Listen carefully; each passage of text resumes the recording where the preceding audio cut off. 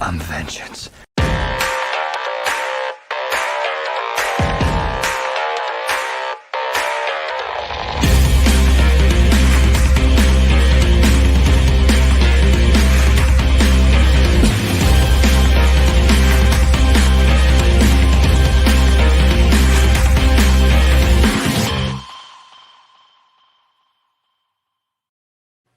Welcome back, everybody. This is Mark 109 of the Super Civil Servants podcast.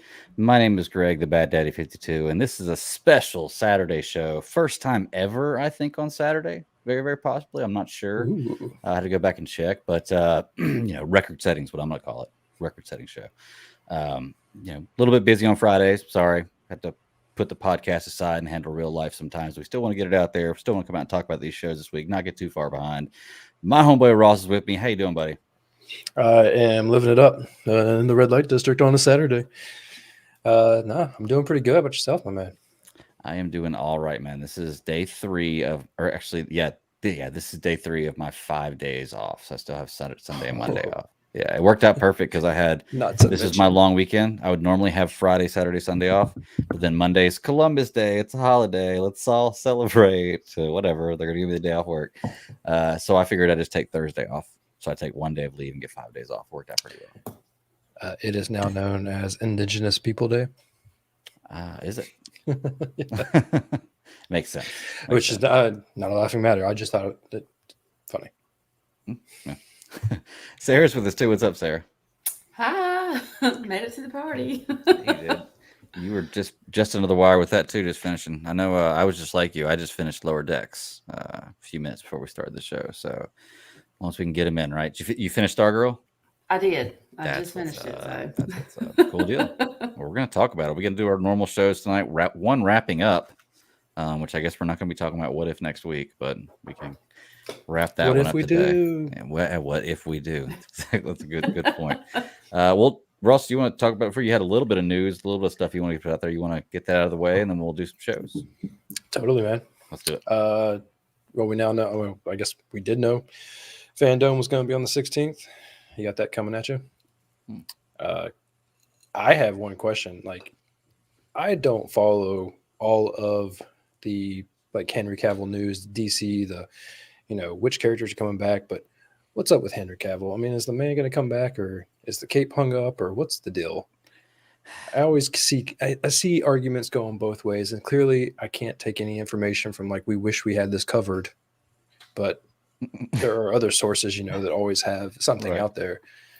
So what's your take? I mean, well, for me, of course, I feel like he's going to come back. I personally feel like he enjoys the character, and there's absolutely no reason why he wouldn't want to come back. I mean, but that's just my mindset. If I was Superman and I was in Henry Cavill's position, of course, I'm going to be Superman. Yeah. But I've kind of fallen off the keeping up with everything as it's coming out immediately and trying to dive deep into things. So I just kind of hear things as they're coming out. I did see something the other day about a headline about is Henry Cavill hanging up the cape of Superman, but I can't say that it was from a credible source. I couldn't even tell you which one it was, which makes me feel like it wasn't from a credible source. I didn't even read it. It was just a headline. Right. But it's always a question. It's always out there. And I think that with the success of Zack Snyder's Justice League, I think there's a desire for people to want to see Henry Cavill as Superman because I think he nails that role, and he's my Superman. So yeah, for me, I'm going to say yes. I'm going to say Henry Cavill is going to be Superman one day again on screen. When you have muscles on muscles, I don't know unless you're going to play Conan or who knows? Well, between him and The Rock. Saw his TikTok, one of his TikToks the other day, and I'm like, it shows how he was doing his legs, and I told my husband, I was like, yeah, somebody does not skip leg day. Yeah. But I mean, he's been promoting a lot of stuff for The Witcher too. So right. I mean, that cat, oh my God, that is just ridiculous. I mean, he is what we like to call a specimen. Absolutely. He is a specimen. Well, what's funny is he's huge, and guys like John Cena, and they're huge too. But when you compare them to The Rock makes all of them look tiny. Like, it's insane. It's absolutely insane how much bigger he is than everybody else. And I don't remember The Rock being that big. That's the thing about it. I was Rocky Maivia, and he was just like this dude. I mean, he's had some work done, though. He's had some work done. Probably in the form of needles and pills. Yes, I would assume so to be that He's had big. some I would work assume done. so. What the hell did I walk into? What's up, Joe? Joe's joining us. How you doing, buddy? Not much, guys. I just saw that you had a Saturday stream going. I'm like, I've got a little bit of free time. I'll come and join for a little bit. Hell yeah. There you Well, go. this is just the normal Friday show. Just bumped it to a day later because That's I fine. was kind of busy last night. So So We're that's just running fair. So through was I. there you go. We're just Hey, running Jay. through a little bit of news right now, and then we're gonna hop into the regular shows. All right. So, I'll stick around for a little bit. Like I said, I'm not gonna stay around.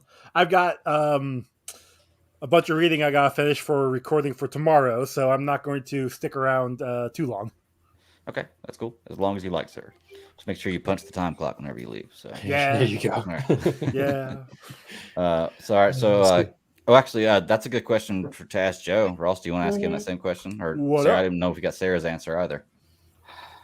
Well, I would love to see him back, but the question is, I'll preface for you, Ross. The question was posed is, do we think that Cavill will reprise his role as Superman going forward with like the success of the Zack Snyder's Justice League and whatnot? I know this has been a conversation that, we've had, over been the course of many, many months. around. Would I love to see it? Yes. In reality, I don't think he will come back. I think he's probably moved on. I hate to say that he's moved on from the role because I really think he actually loves doing the role, and I think he loves the community. I also could be way off base here. I honestly don't know, but I think it's been too long, and there's just been so much. Yes, the Zack Snyder's Justice League was a success, but we have seen WB trying to move away from it. Mhm. So, with the exception of Gal and Momoa, and obviously Ezra Miller, because those films, those productions were already going into production. They already were announced. They're gonna happen. So that's like the last connection to the previous DCEU. So there, so I feel like WB is trying to get away from it. That being said, I mean Henry Who Cavill's knows? getting What if? he's getting roles left and right now. Like he's got the Witcher role. That's gonna stick with him for a while. He's got Enola Holmes 2 coming out here soon. I think they just started filming. He's already expressed interest in being a Bond villain in a future Bond film. Like he's got other opportunities out there. So would I love to see him come back as Superman? Yes. Do I think it will happen? In reality, probably not. Well, this news only pretty much circled around because of the Supergirl news coming Fair. from Flash. And once again, they're going to ask the question. We're going to get the headlines and grab the headlines whenever we can. Mhm. But, I mean, as someone who has watched all of the DCEU movies and who just doesn't hold a super tight connection with that universe, I have only been kind of wondering, I mean, like, it would seem strange, right, for them to reinvent the DCEU with different characters when you have such good characters for certain roles. Yes. I mean, you look at Batman, you look at Wonder Woman. I got no fault against the Flash. You look at Aquaman. I mean, the characters, the castings, everything is pretty dang excellent. But when you turn around and start asking these questions, because like you said, they want to kind of distance themselves because they want to do better, which you can't fault anyone for ever trying to do better. So I was only curious. I keep reading it and I see it from time to time, and I'm just like, I want Henry Cavill to come back. I mean, the man is the first Superman in my eyes ever since, we got, good Lord, what was his name? Original Superman. Christopher Reeve. I mean, there you go. George Reeves was the original, but that's besides the point. Yes. But but no, yeah, you're right. Like nobody knew and grew up with.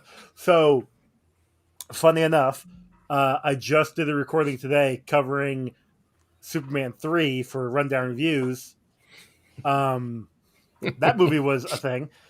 So, but smoke them if you got them. But it was one of those where my co-host and I, we were talking. It's like we went from this to Brandon Routh in Superman Returns, which no fault to him, he was cast to portray Christopher Reeve, not be Superman himself. Mhm. He was cast to copy a previous role. Right. And then we get Zack Snyder, or we get Henry Cavill. You know, he was a brand new thing. He wasn't copying anybody. People were comparing him to the previous iterations. You know, because we had like Dean Cain in the show and on Lois and Clark. We had Tom Welling in Smallville. So the role of Clark Kent and Superman has been played since Christopher Reeve, and they all kind of made it their own thing. And that's what Henry Cavill did. But for whatever reason, he still got lumped into the is he as good as Christopher Reeve? You know, and I'm right there with you, Ross. Like, I thought he did an amazing job, and I would want to see him come back. I really would, but it just seems like WB, and you're right. They want to do what's best for the company. They want to make their own money or more money, and by doing that, they want to expand out. I think it's foolish that friend of the show Clay, he likes to say they're leaving money on the floor on the ground floor here by not continuing on with this property that is successful. Sure, it's got a lot of hate behind it. Like there's a controversy behind it. You know, with people didn't like. I mean, really what comes down to me is they're like, oh, Zack Snyder doesn't know what he's doing, and yet he made 3 successful movies that has made WB money, and he doesn't know what he's doing. And I'm not sitting here saying, oh, my Lord and Savior Zack Snyder. Like, I like his work, but I haven't. There's definitely movies that I have. Like, anytime I try to watch Sucker Punch, I make it to the moment that what's her name gets injected. That's it. Like, I can't get past that part. Baby doll. Yeah, that hurt. Like, I can't get past that part. I'm so freaking bored. I've never seen the Owl movie, The Legend of the Guardians, or whatever the heck it's called. But like, so there's some movies of his that I don't watch, but then there's movies I enjoy. So saying that Zack Snyder is ruining DC was like, how did he ruin DC? You know, like, you see what I'm saying? Like, it's just like with anyone else, any director is going to take the blame. Exactly. Well, I don't want to keep bringing it up. You look at what happened with the sequel trilogy, everyone gets blamed for blah, blah, blah, blah, blah, because it didn't work out. I'm like, no, at some point, it's just a collective bad decision and making. That one gets blamed on Disney. Oh, Disney's ruining Star Wars. And Zack Snyder gets it unfair. I mean, I will always say that, he gets it unfair.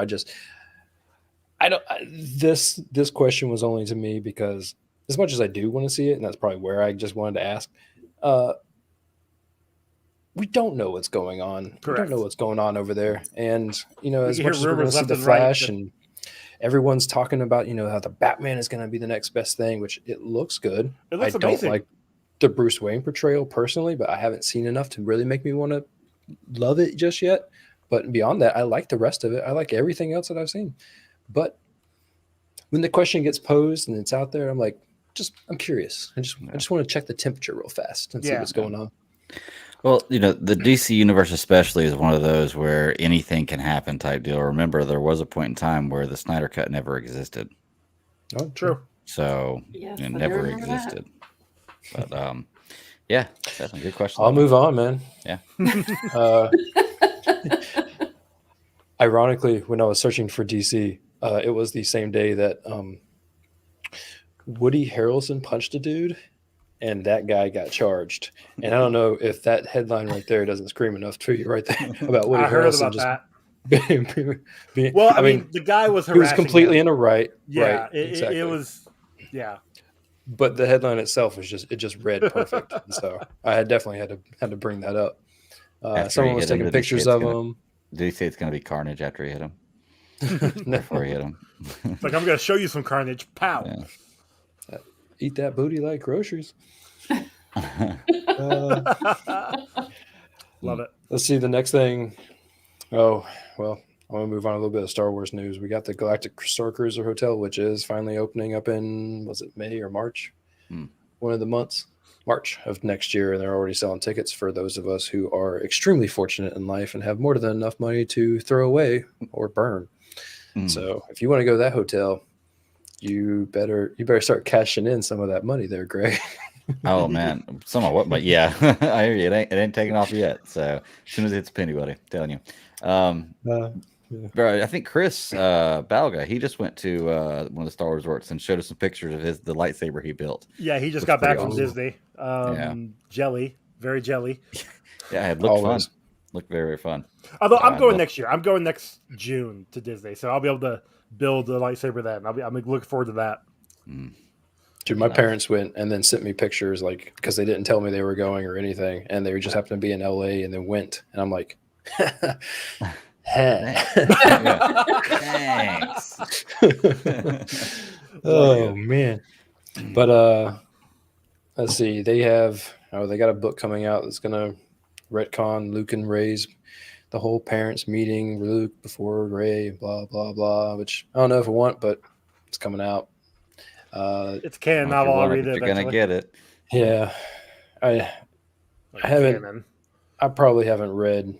I haven't even jumped on any of the new books, but I don't There's know if a- I've read a book since, like, clearly I read like Bloodline, and there's probably 2 books after that. I can't even remember the titles, but man, after that, like, I just don't have the time right now. I don't want to say they stink because they don't. I mean, there's a lot of great content out there, but everyone in this little squared circle right here knows that if you don't have the time, something's got to make the cut. Yeah. Now you're talking about Star Wars books. There's a new Star Trek trilogy coming out. This is Star did Trek see that. Coda. I've already got the first one. And I've got the other Oh, two ready to go. What I'm Nice. so excited is David Mack is the one that's he wrote the third one, which he was the author of the Destiny trilogy. That is my absolute favorite. So I'm really excited. I'm have to put Star Wars on hold so now I can dive back into Star Trek. So I'm really excited about that. What's it called again? Because do they have audiobooks? Because I'll download the audiobook. Oh and check yeah, it out. absolutely. I'm pretty sure it's Star Trek Coda. The first one is Moments Asunder. There's like 3 different authors, so that's Coda, going yep, to it's be up there. like pretty cool. Cool deal. Yeah, I'll check that So- out. I've got a few credits, and I've done a lot of Star Wars books lately, so Star Trek would be fun. But I'll have to tell you give you info on the Destiny Do it. trilogy too, because that's my favorite. I probably read it like 2 or 3 times. Yeah, I have not read anything Star Trek beyond like magazines. Well, the Destiny So- trilogy is really cool because it takes place like a lot of these books take place immediately after Nemesis, the events of Nemesis. So, but the Destiny one, I just think is really cool. That's pretty much where, well, literally it was like the first series I read, where Riker took over captain of the Titan and that kind of thing. So it's a really cool one too. So I'll send you guys the info on that one. Or just do a nice little detailed split and bring it up on the show. There you go. There you go. Nice little squirrel. What you got? I got Amy Ratcliffe, who used to do the Star Wars show. She's over at the Nerdist. She talked about the Star Wars Visions book is coming out. So basically, I'm going to do like an art book. It's going to be 200 plus pages. Sometime, I think it's April of next year, I believe is what I read. We got the trailer for House of Dragon. I don't know if do you know what House of Dragon is? It seems like I've heard something about House of Dragon, but I'm pretty sure I ate a burger yesterday. It was called the Red Dragon Bison Burger, so I think that may be what I'm thinking of. I think you're a little off there. Yeah, that might be what it is. Yeah, Nah, well, close. Your stomach just chased a squirrel is what happened. No, it's going to be the spin-off show. It's the story before the story of Game of Yeah, the Thrones. prequel. Yep. Yeah. yeah. That's why I've heard, but yeah, Game of Thrones is not really my jam. So Watching this trailer it's comical because the first time I wasn't able to like really hear it. So as I'm watching it, it reminded me of like a Mad TV or SNL skit because it's like everyone had like blonde wigs on, and you're like, I wasn't listening to the story, so it was kind of like everyone was saying something impactful, but it didn't mean shit. So it was pretty good. I mean, when I finally turned around and watched it with sound, it's it's Batman. It's maybe not the story that I want or need, but it's the story that I'm getting. All right. So Ross, did you? I'm assuming you watched the show. Then you watched Game of Thrones. All of it. Have you read the books? The first two. Okay. And that was only because of time and life and stuff. Well, again, it was a while ago when it was super Yeah. popular. Yes. Which I will say, if time is an issue, if like say you're at work, put on an audiobook. Audiobooks are amazing. I haven't actually read a physical book in quite a while. I've been doing audiobooks, but whatever. That's besides the point. Similar situation where after season 8 of Game of Thrones, I was like, yeah, I'm kind of done. The last couple seasons kind of hurt me a little bit. And then my girlfriend and I watched this trailer for House of Dragon, and she's just sitting there just like awestruck. And she's like, God damn it, I was out. Why are they pulling me back in? Salivating at opportunity. We'll definitely be watching that when it comes out. Yeah, Game of Thrones is one of those ones that like I don't have anything against it, and I've actually watched the first episode because I know it's a good show for this many people that It's a good show with. till season 6. Yeah, and that's what I've heard a lot of that. Yeah, and I've also I know how it ends. Yeah, that's when they stopped having material to pull from and start in their own thing. Okay. And the time spread and everything else just felt very weird. It just goes so quick and so bad. But the first 5, absolutely. Like, Dude, I probably watched them countless times. Yeah. That was one of the shows, like I was saying last week. I'm sorry. I was saying last week that I would watch over and over and over again. I'd watch the whole series from the beginning when the new season came out. And then toward the end there, it's like, no, I'm good. I'll just do a quick recap. I know when I watched the first episode, it was at a time where like me and my wife were trying to figure out something that people had always said was great to watch that we'd never watched. And it was between this and Breaking Bad. And I watched the first episode of Breaking Bad and the first episode of this. Let's just say Breaking Bad won. Especially when I got to the end of the first episode of Game of Thrones. And what is it? It's the brother and sister fucking, right? At the end of the first episode. Yeah. And I was like, okay, I got it. I know the show's weird, but we'll see what happens. But he pushed I'm going to give it a chance. I just haven't given it a chance much yet. Different. Huh? No. It's uncle or aunt and nephew. It's different. Totally different. Yeah. Totally different. Yeah. Uncle fucker. Yeah, it's fine. But yeah, I'm going to give it a chance. I just, once again, haven't yet. So, anything else, man? Let's see real quick. This is like 2 weeks old. I didn't know this, but apparently I missed this at some point. Ludwig was going to be composing Boba Fett. I don't know how I missed that. I love to do his music. I don't know if you're into like music and composers and stuff like that, but clearly he did The Mandalorian and like Black Panther. His stuff is always, I mean, the long ass title name of Disney behind the scenes of Mandalorian behind the scenes of blah, blah, blah. That show did a fantastic episode of just him as a composer and how he made his music, which I mean, you might need a little something to help you out there, but at the same time, I mean, like, dude's fantastic, and the music is. I mean, if you're not already looking forward to Boba Fett, then the music. I'm a music guy. I don't know what to tell you. Like, we listen to music in this house like 98% of the time that it's occupied. So it's just something that I absolutely love. We got. Move on to Marvel. Agatha is getting her spinoff show. So you're going to get the Agatha Harkness show. I don't know if I need that, but once again, it's one of those things.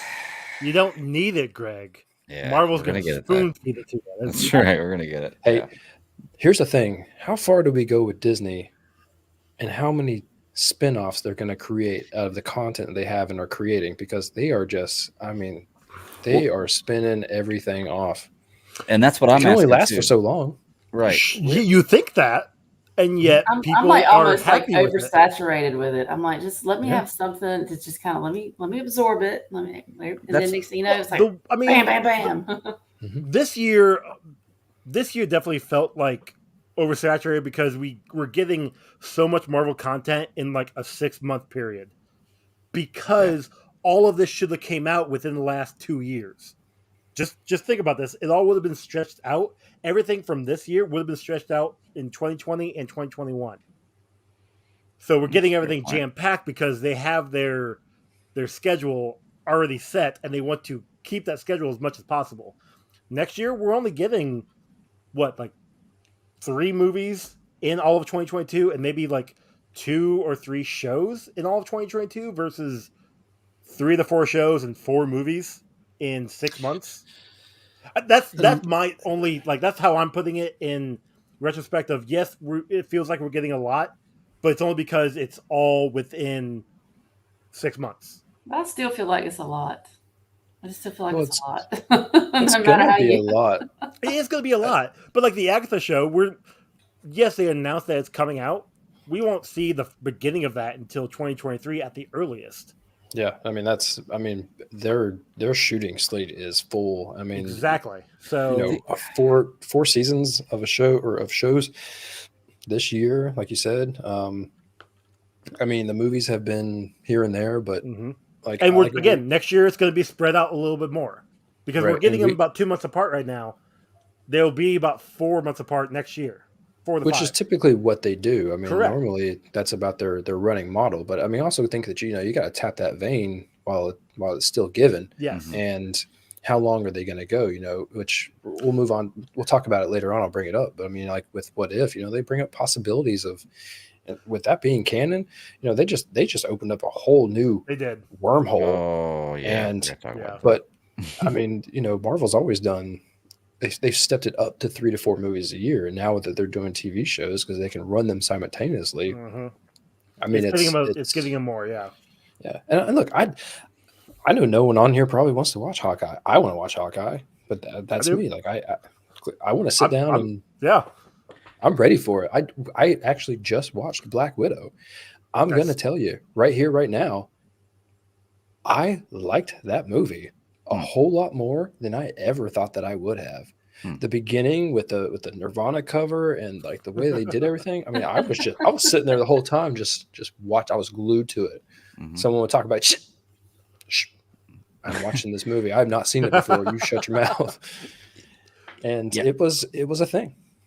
I actually just saw that it was on where I could watch it the earlier whenever I got on to watch the What If, and I was like, well, okay, then this might be a chance for me to actually watch Black Widow. And it's good to hear you say that. I wonder if it's any different based on, I know you said you haven't heard anything about it, but you had to have heard some things about it, and you've seen that it's got positive or somewhat positive reviews, and the fact that you're able to watch it in your home right now, as opposed to having to go to theater. I wonder if that changes any opinion about it at all. Like I said, not trying to trash the movie. I'm hoping that I'm really going to enjoy it. And it's Marvel. I'm pretty sure that in the end, even if I don't think it's great, it's going to be a good movie, but it's going to be interesting. See, because it's a movie that I was not interested at all to see. I know I wasn't either, but we watched it last night, and I was surprised. Really? I wasn't interested at the after Endgame. That's the problem. That right 2 there years ago. That's the failure. There you go. That's a better way to put it. That's a better way to put it. Better way We had a drought. There was no Marvel content, no Marvel movies for almost a full year, or almost 2 years. So they shuffled their Marvel TV schedule because they wanted that movie to air. They wanted to put it out, and then of course they wanted to put it out in theater. That movie failed because of didn't fail. That movie was held back because of 2 reasons. One of them being COVID, and the other one being that it was shoehorned. It felt like it was trying to wedge into an already told story. Yes, rightfully so, because we got such a great infinity timeline story, total everything. They brought that up afterwards, and I mean, once again, I'm gonna just bring it in real lightly, but when they did What If, it felt like they were already kind of trying to touch on that and to point out these things. But the movie itself was good, and I will rewatch it, and I will definitely reshuffle that into like a rewatch order, because if there's something that I will put on anytime, it is. I mean, we'll watch any of the Marvel movies right off the bat. So this one doesn't go automatically to the bottom. It changes your order up. That's interesting. Well, definitely. I mean, like it goes where it's supposed to sit, right? Chronologically, yeah. Right like, there I'm at the end of Civil War.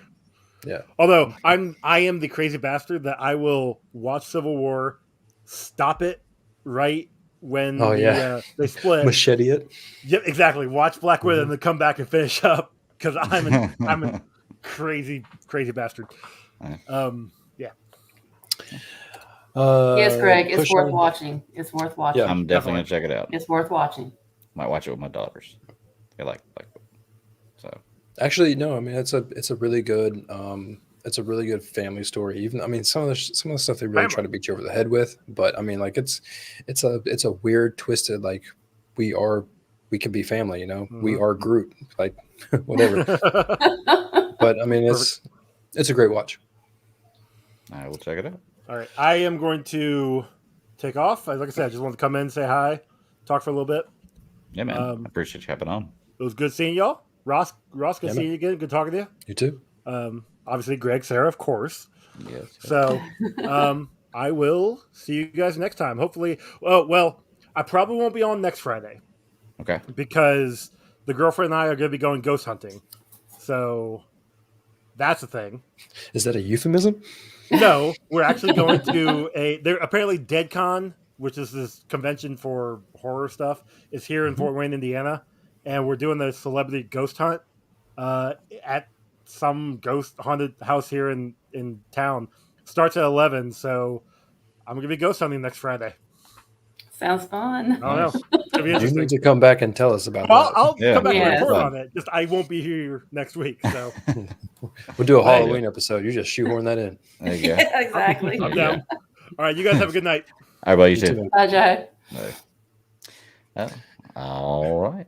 Yep. Are we done with news? I don't know if anyone else is watching Foundation. Probably not. 'Cause you probably haven't got an Apple Plus, but they got Actually, season 2. I meant to tell you, we started. Ooh. We have not. I think we saw the first 2 episodes, Ooh, if I'm not talk about it. mistaken. Yeah. Because I mean, Brian, he reads Isaac Asimov anyway, so I mean, he was like, "Yeah, this is kind of similar." He had a little bit of background, so it's really cool. It's really Yeah, cool. you like it? I'm enjoying it. I really am. You got to pay attention to it though. Well, you have to pay attention because I guess you can say with all of today's like IP that's out there. I mean, this feels like an original story. It Mhm. feels, because you don't have all of the background unless you've read the books. And even like I said, like I probably But read that's these the crazy books thing about it. These years books were ago. written when? in like the 50s. Yes. Wow. That's what's so. I mean, it's like the bare bones, but I mean, still the whole idea, the premise has been there since. It's like, whoa, It's- that's crazy. I don't know if you've gotten like the full grasp of like how the Empire system works, but they keep going further into that and like the way they reuse the actors and the way they tell their stories. I mean, I was sitting there Friday and I'm like, I don't have anything to watch. I was like, Foundation's on, and I was like, that's my new Friday. That's my new Friday baby right There there. you go. Yeah, absolutely. We're gonna try to catch up on that because that was really, really good. I really enjoyed that.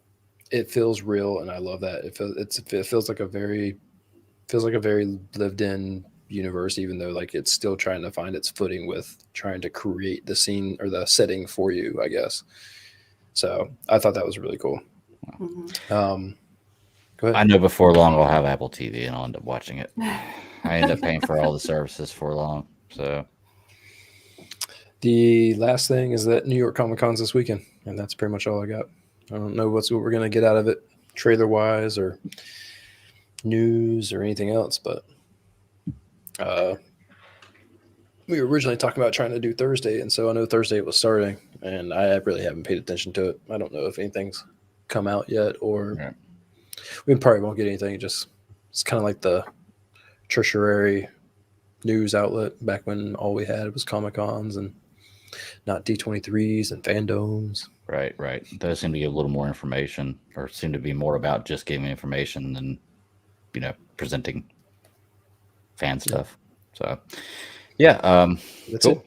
We'll check it out, man. We'll definitely try to get any kind of news we can from it, or anything that we hear. I'm sure they'll break something fun at New York Comic Con, but we'll see what happens. Y'all want to hop into some shows? Do it. Let's do it. What do you want to talk about first, man? We got Doom Patrol, we got Titans, we got Stargirl, we got What If, and we got Lower Decks. And I actually am up to date on all of them. Me too. Yay me. Girl.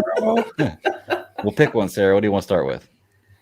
Let's go ahead and jump in Stargirl. I mean, I know Let's it's do it. one that I really haven't been, all up in lately. So, but All right. I don't know. But a lot of these shows, seems like they kind of like took some hard lefts because even with Stargirl, because I heard what you guys were saying about last week, so I was like, okay, well, let's see what's going on, and with where Yolanda's at, where Rick's at, where Beth's at, which I think Beth's probably in a better situation than the rest of them are.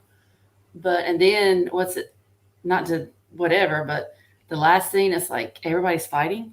It's like, oh, what? Oh, all this. I'm thinking, oh my god, was that just like the whole like theme of the entire week? Because until when we start talking about Titans and Doom Patrol and all that, I'm just like, oh my god, everything's just like taking a hard left. What in the hell's going on here? Well, Greg brought it out pretty good last week, saying that filler felt like last week, and when you feel like you're making that hard left, it's typically because of something like that. Yeah, I'm like, whoa. Like a lot of these, I'm like, when I finish it, I'm like, what did I just watch? Yeah, What you want to try to remember it. Yeah.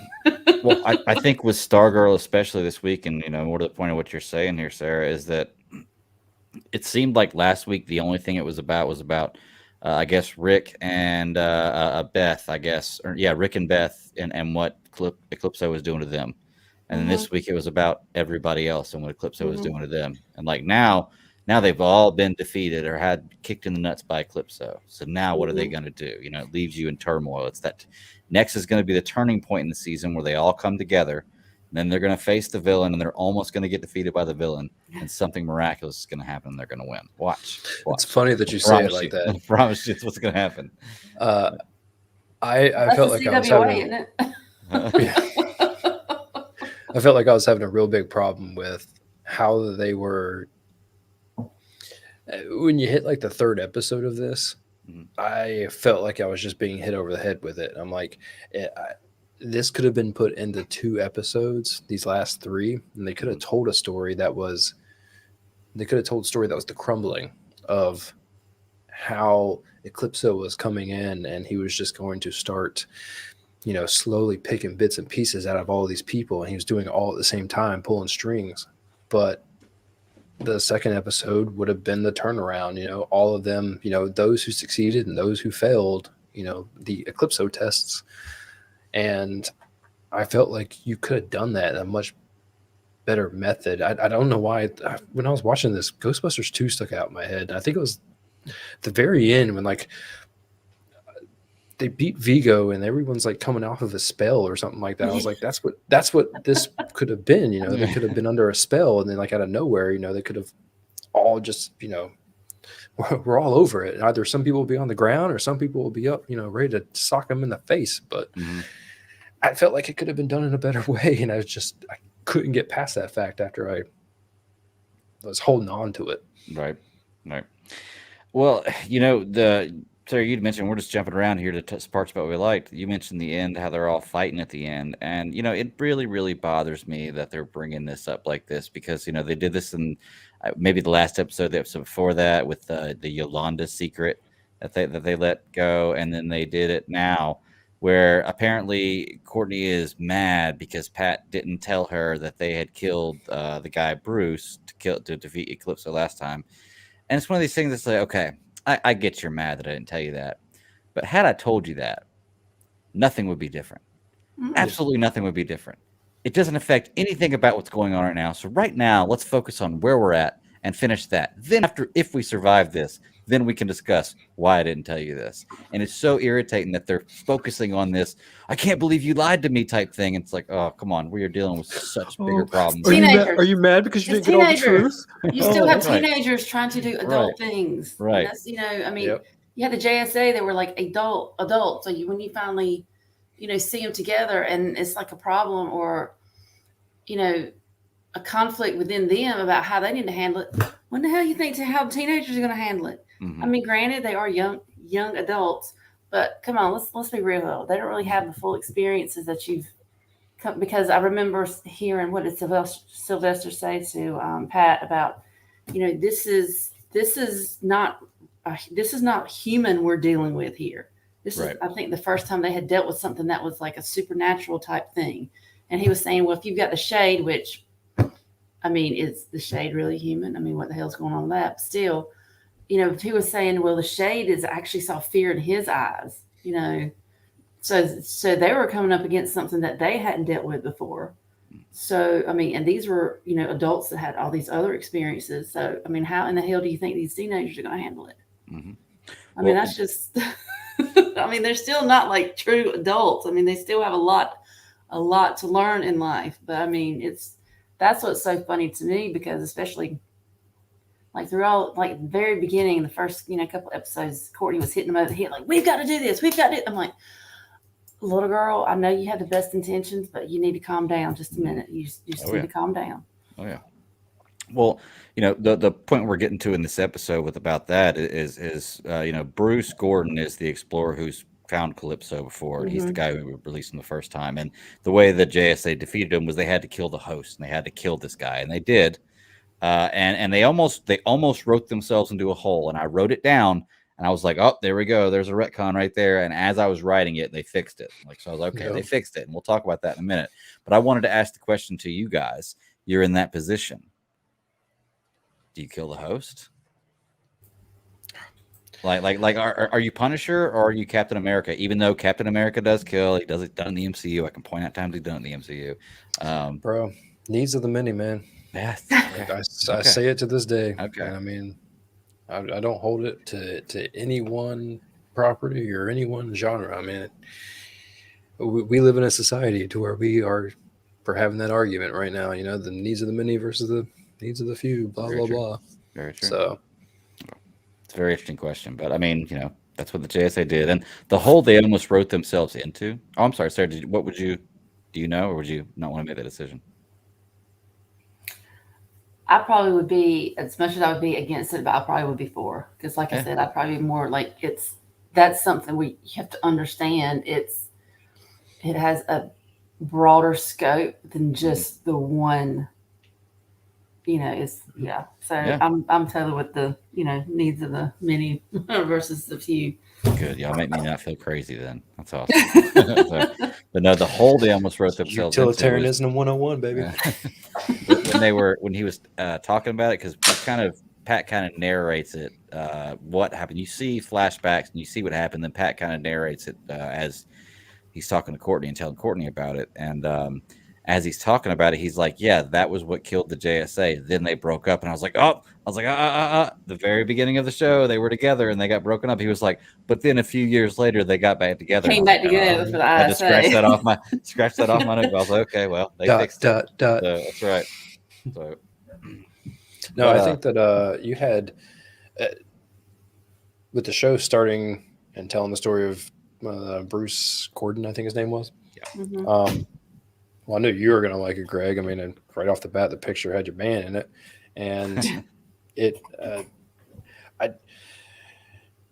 knowing that the adults struggled was part of the CW quip of like, well, the adults couldn't do it, so how are the teenagers going to do it? But honestly, I don't know how the adults didn't do it, because I'm going to tell you right now, Black Cat's traps could have beat Eclipso by themselves. That man has like muscles that just like go from earlobe to shoulder, and I'm like a mountain.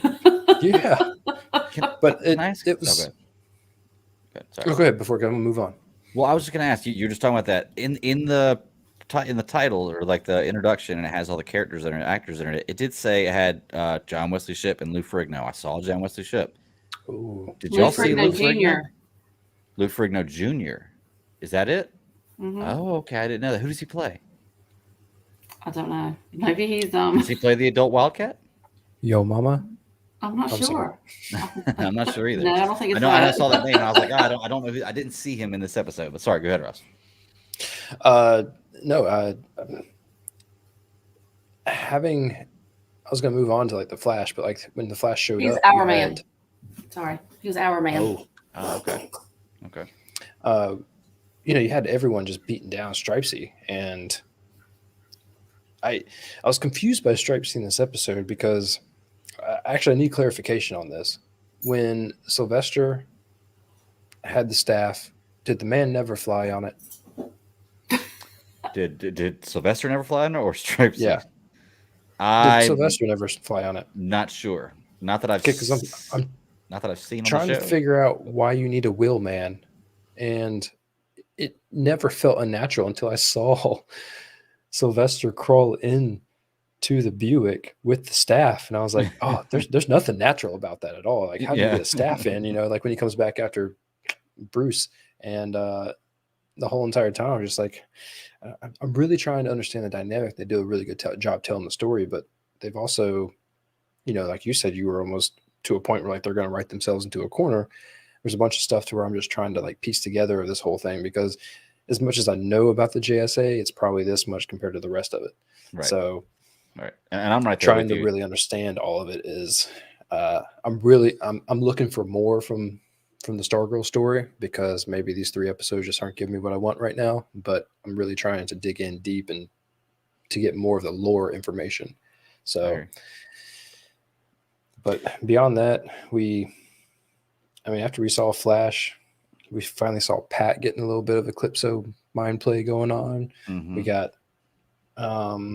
Mike getting it at the same time, which all of that felt, well, I guess it was Pat, Mike, and Barb were all kind of getting it at the same time. I just felt like it was the story of the week. Yeah. Like I said, I wish they would have done 2 different episodes that included all the people, but Yeah. maybe they couldn't. Maybe COVID tied their hands. I don't know. Maybe they told these stories at a different time. It very well could be. Yeah, I'm not sure. I mean, like I said, it doesn't. There's nothing we can do to figure out what that was. I'm sure. I mean, I don't know. You're saying these last 3 episodes they could have told in 2. You think that would have wrapped it up? Yeah, I just feel like I got to the point where I was more upset when the dog got killed than I was like whenever who was the girl in green? They got the evil one, but she's not dead yet. I'm sure. I don't know, man. They just Cynthia. Yeah, Cynthia the stakes right now, because I know what's going on with Eclipso, are not as high. Similar to another show we're watching right now, where I know the stakes are not very high right now, no matter what happens. But Sounds like a jab. yeah, yeah, exactly. Passive jab to that show. We're gonna talk about it in a little while. I just the secret things got me at the end. I did like. Did you notice Malcolm whenever he does, or not Malcolm? I'm sorry. I guess Cameron. His force choke. He's pretty good with his force choke. Well, it's I think that's more of a freezing the windpipe type scenario. Yeah, but I'm gonna act like it was a force choke. Yeah, so, it looked pretty cool. I thought he did a pretty good job of it.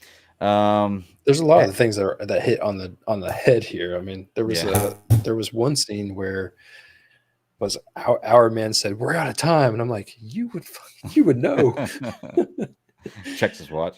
Dude, Pat has a ton of files from the JSA. Like, did everybody else just leave? Or I guess everybody else died. I guess so. Yeah. He was a wheelman. He was a stenographer. He was a crate guy. He held on to all this stuff. Guy in the chair, man. Guy in the chair. And this officially connects it to, like, I mean, this is the first real thing we've seen that officially connects it to every other DC CW show, with John Wesley Shipp being in there, correct? Yeah. So, did Sarah freeze? Yeah, you might want to pop her out. I think she froze. Sorry, good. Was he not in? And this is going to just be a question that I'm just going to be absolutely stupid on. But was he not in any other episode? This is the first time he showed up.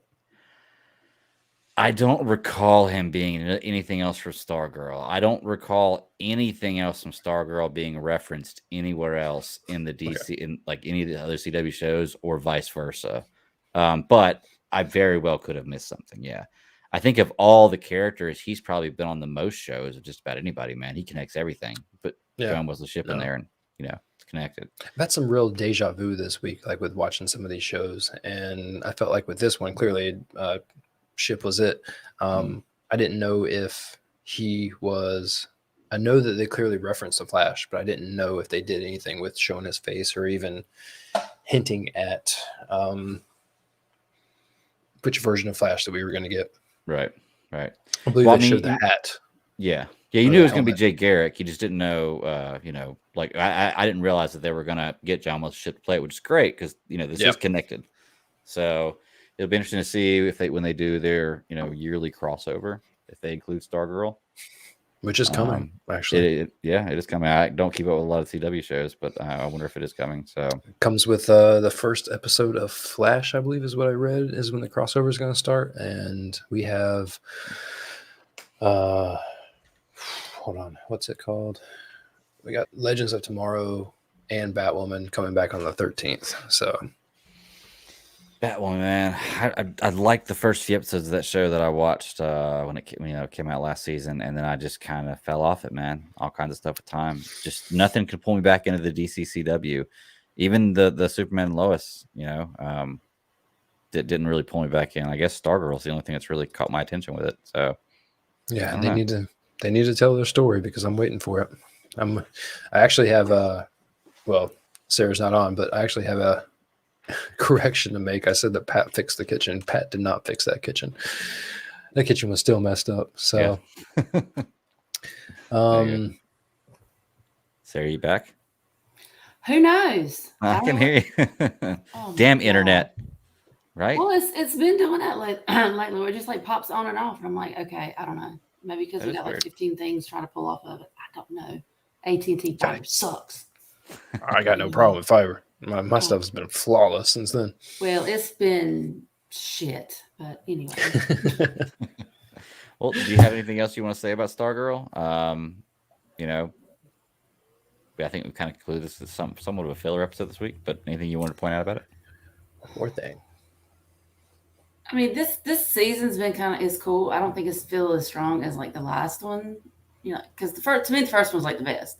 Mhm. But it's just like some of these like little relationships and stuff. I'm just like, I can see where the CW is kind of falling into it. It's starting to do that more, but we'll see. We'll see. CW angst. Yes, that's why that's been one that really hasn't been a top priority on my list. But we'll see. We'll see how it goes. It's like the end of every show, man. Greg needs to move his head. Get out of the way, man. Just let them tell the story. My only thing is they've been tying up all these episodes with creepy Eclipso boy.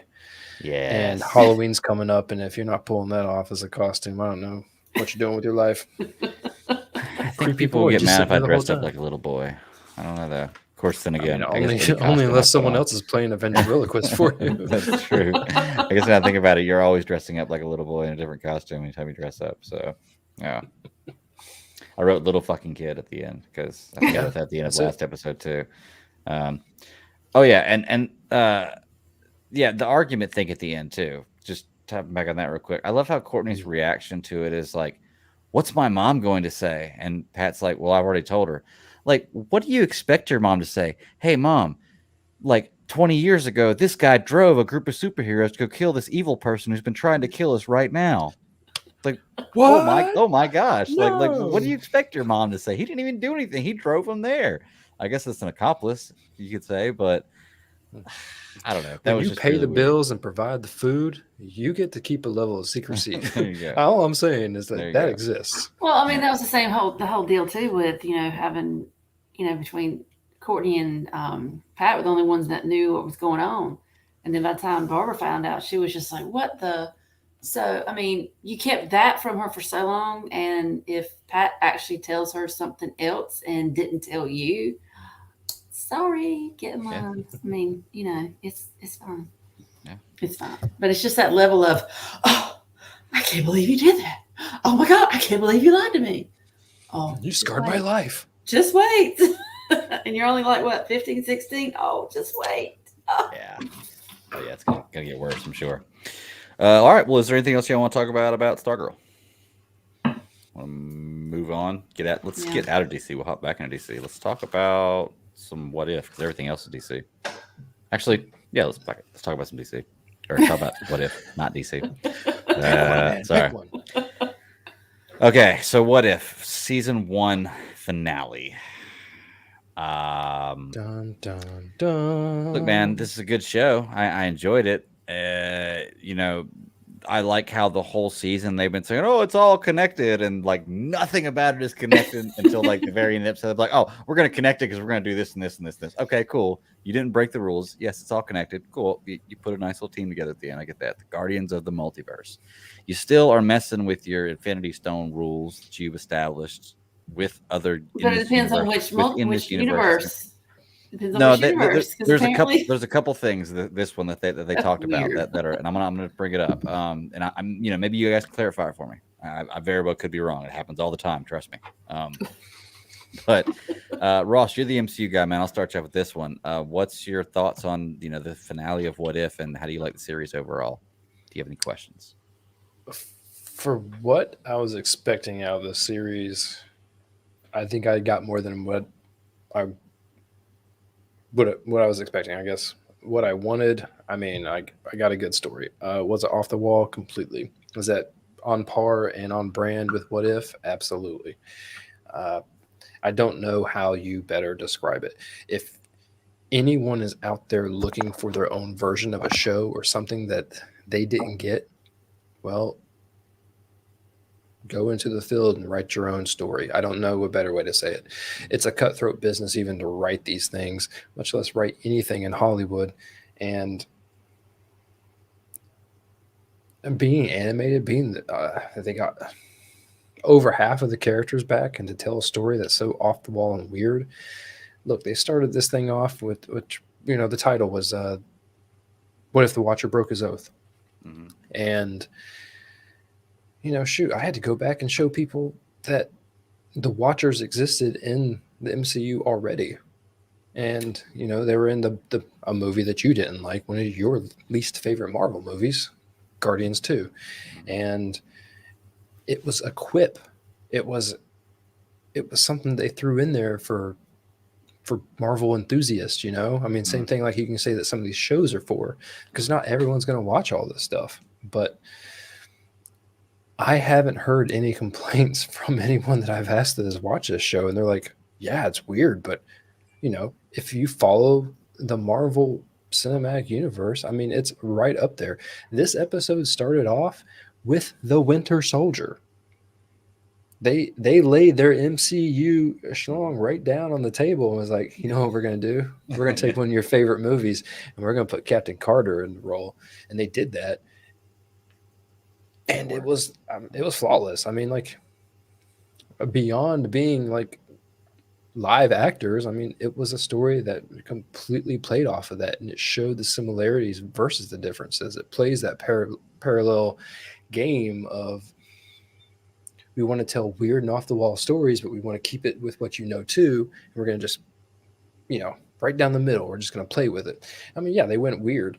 The Watcher just started plucking an army.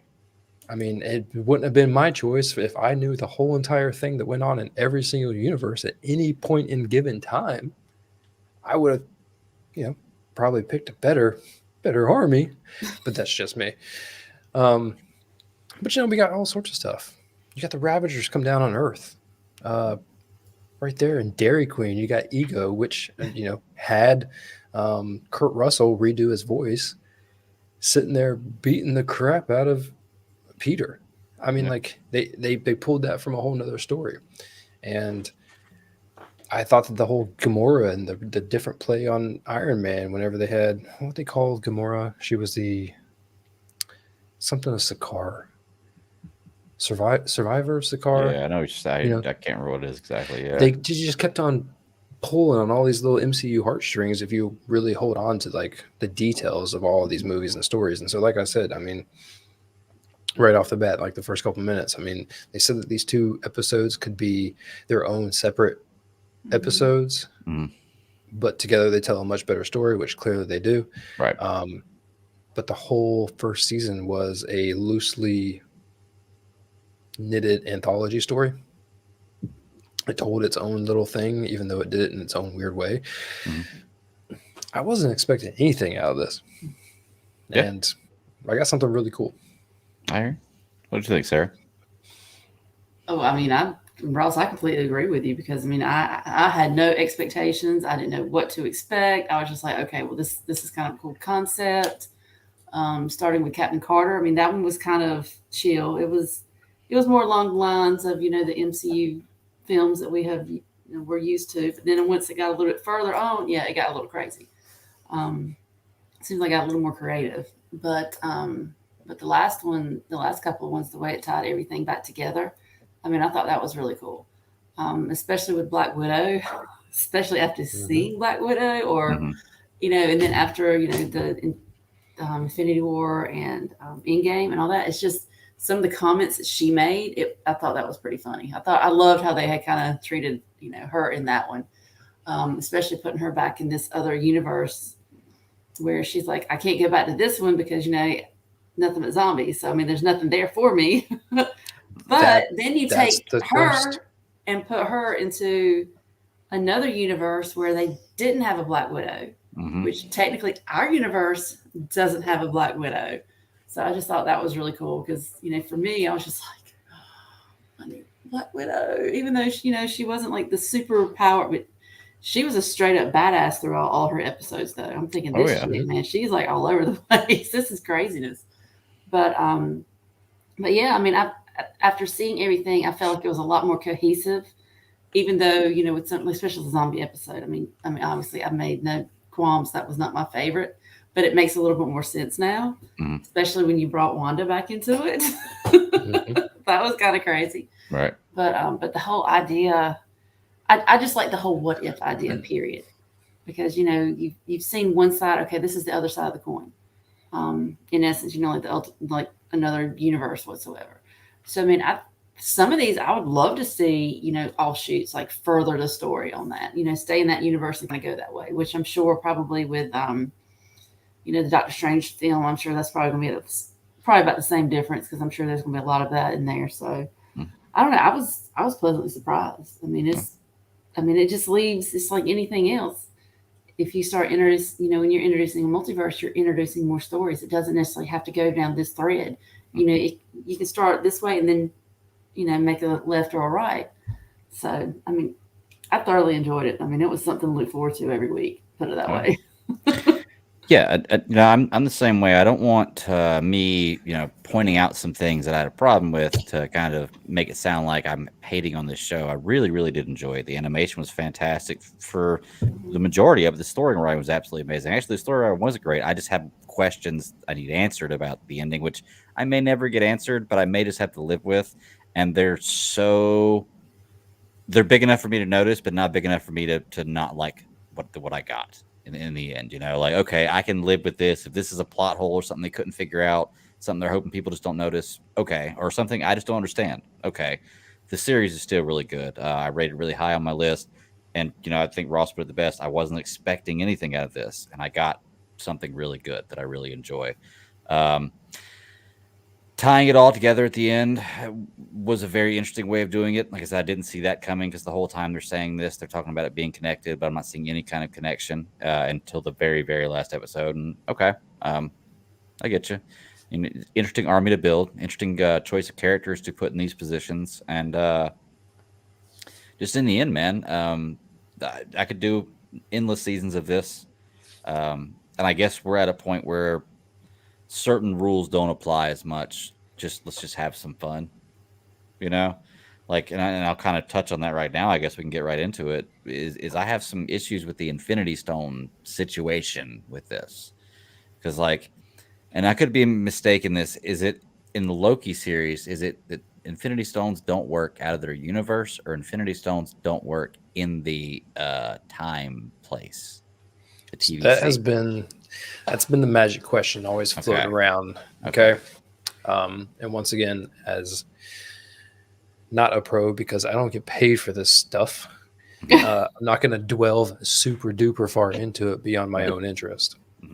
The question keeps going around asking, is it because the stones don't exist in the TVA as it is an offshoot of the omniverses or the omniverse, the multiple multiverse?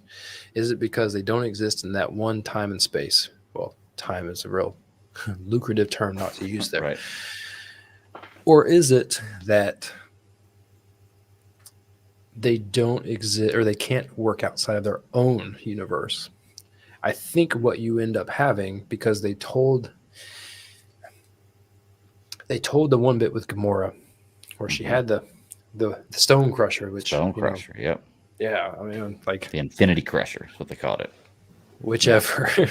To have that and to not have it work in their own show, I think has to mean that the first option is what we roll with.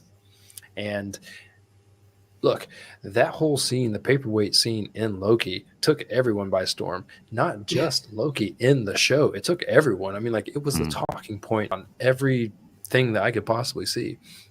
Rightfully so, because we just saw them build a whole like 23 movie universe off of these stones, and this Loki turned around and was like, no, whatever, man. They're just, they're the things that you would buy at an airport gift shop that meant nothing and were way too much money. When you have this, you have what if, when you get Thanos cut from stern to stem, I mean, clearly these stones mean something in their own universes, but it must mean that they don't work in the TVA and they have some sort of different balance scenario when they go through these wonderful glass shattering multiverses. It's a complex story that I don't think you're going to get a black and white answer on. I get you. And honestly, your explanation there, I can live with that explanation, because you're right. From what it shows in this one, it does seem like it's the first option there, is that just in the TVA they don't work. However, they did also point out in this one that different Infinity Stones from different universes, I guess, are built differently or are composed differently, even though they do the exact same thing. The Soul Stone from this universe is the same thing as Soul Stone from that universe, but they're composed differently, I guess, is what we're trying to believe, or what we're being told, because the Infinity Crusher did not work because it was set to Infinity Stones from her universe, which raises another question for me after you touch on that one. As someone who, like, all right, with my background, like programming and like in Python versus JSON, like in different languages or different types of programming. I mean, when you have the same thing that's going to get you the same end result, it may not be the same path that you take. And so if you have these same things that do the same things, there may be different, who knows if they were created differently in different what if universes, who knows if all of these universes, clearly they couldn't have all started at the beginning of time with 6 magical stones, as Wong put it in Infinity War. But I mean, they have to have some sort of level of difference. Okay. That's an explanation. I get you. I mean, we don't really have any kind of explanation. So yeah, that's better than anything I could come up with. Well, then why would they just get their own Infinity Stones and bring that to the war with them, like to fight? Like, why couldn't they should have just tackled Tom Brady and just came with all of the rings? Yeah. And I mean, or Mickey Mouse. He's got them all too in his gauntlet. Yeah. So what do you think, Sarah? The what if, like, these episodes, we've all agreed that we liked it. The way it ended, like, were you satisfied with the story it came to the end with? Was there something you would have changed? Was there any questions you had about the ending?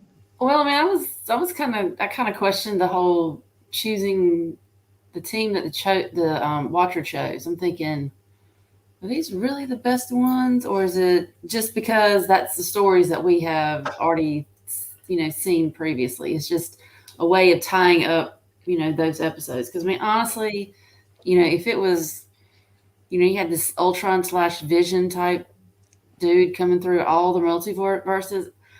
I love Thor, but I don't think Thor would be one I'd want to have right there. I mean, I love him, don't get me wrong, but yeah, especially Party Thor. I'm like, I don't know about that.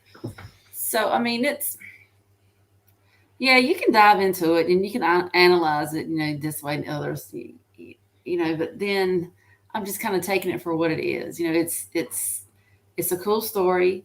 It does have, and like I said with Infinity Stones, that it kind of doesn't make any sense to me either, because, you were kind of beat over the head for the whole MCU about the power of these stones. And then when you see them in Loki and then you see them in this, it's just like, we're just going to totally retcon everything we know about these. Because I was under the impression, like, unless you were some kind of godlike force, you couldn't actually hold them. I mean, hence Guardians. The only reason, Peter could hold them is because, we find out later on he had, that part of ego. So he wasn't like 100% human, because when the one chick in, oh, when she took hold up and she like totally just disintegrated. So that was just kind of weird for me. That was kind of a hard pill to swallow. But then I'm like, well, okay, if we're taking it, it's different universe. Maybe it has a different play, different this, that, and other. So Right. I think there's a lot of assumptions you have to kind of take for granted and agree with to make some of this work. Because, but then again, I mean, it was still fun. It was still cool. I just like how this season, taking those particular characters and creating that one group of heroes. I mean, I thought that was cool, but I did have a little issue with the Watcher though, because it's like the same question that was posed by, was it the Dark Doctor Strange? It's like, you were here, but why didn't you step in? And he's like, well, I couldn't, but now you do because you have this other entity that's basically just passing all through the multiverse, and now you're going to step in. Yeah, when your ass is on the line, you're going to step in. Yeah, exactly. Yeah. So I mean, there's a few items like that are kind of like, I don't know about that, but I think a lot of it you just have to take it for granted. You have to take it as is because it's the MCU. Well, I'll answer that one real fast. Yeah. I think that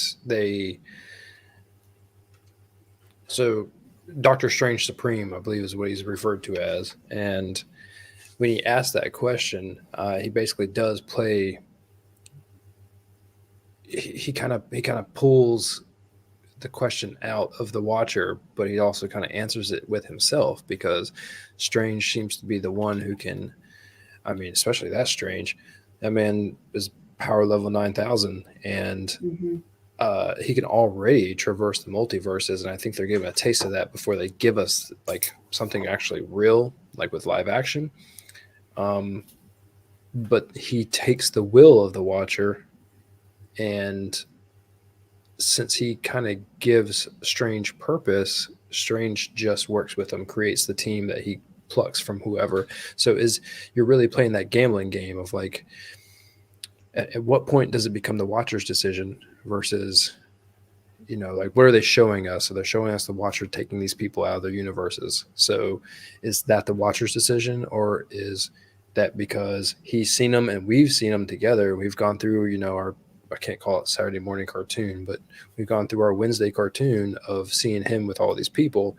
Is Strange doing it? Does Strange request? Does Strange say, I need this kind of person, this kind of person? But they really tread that line in a 50-yard gray area of who's really making the call there. All right.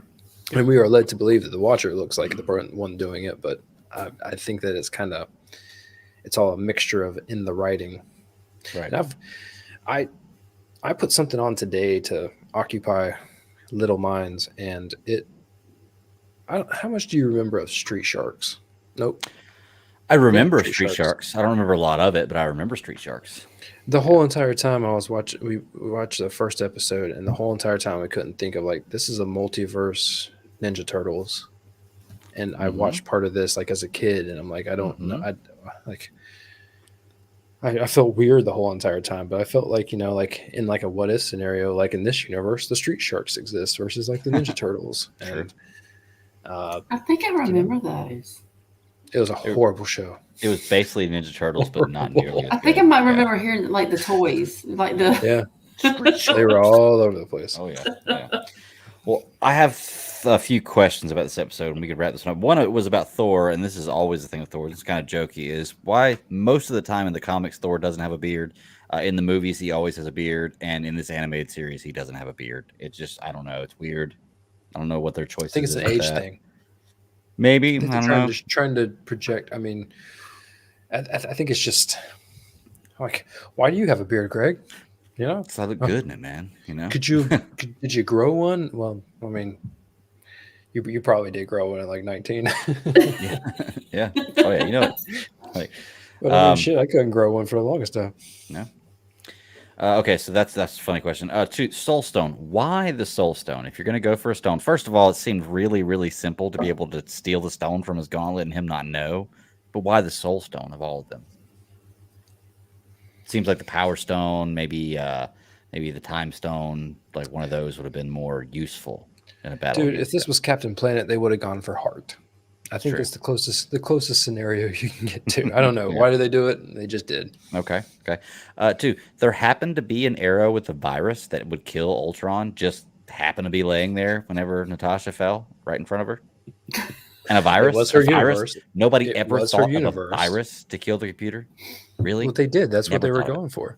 Yeah. Okay. That's Maybe what I that missed whole it. Maybe it was episode. pointed out earlier. Yeah, no, the episode with Cliff and when Cliff died, falling down into all of the Ultrabots, their whole mission was to go through and find and then get what's his name? Yeah, the guy from Arnhem? Hydra. Arnhem? Yeah. Arnhem Zola. Oh, man, Yeah. almost missed that one completely. I want to say Zemo, but that wasn't it. Yeah. But they loaded him up onto the arrow. It was funny because the whole entire episode I was sitting there thinking of Drax. I'm like, arrow to the eye means death. And I couldn't help but like notice that. Of course they found the arrow. Mm-hmm. And two, I guess Killmonger has telekinetic abilities in this. 3 universe? for those who are counting. Yep. Yeah. So he had a so you mentioned the arrow. I was ironically, this is going to go right back to Ninja Turtles. Whenever Zola showed up, like right there, I was sitting there thinking of Krang the whole entire time. I was too. I actually think I wrote it down. It was like Vision Krang is fighting Killmonger, and now they're in the snow globe of death. Mm. But yeah, I mean, I don't know. I think they wanted to just take Killmonger and Geppetto with him the whole entire time, and hey, whatever.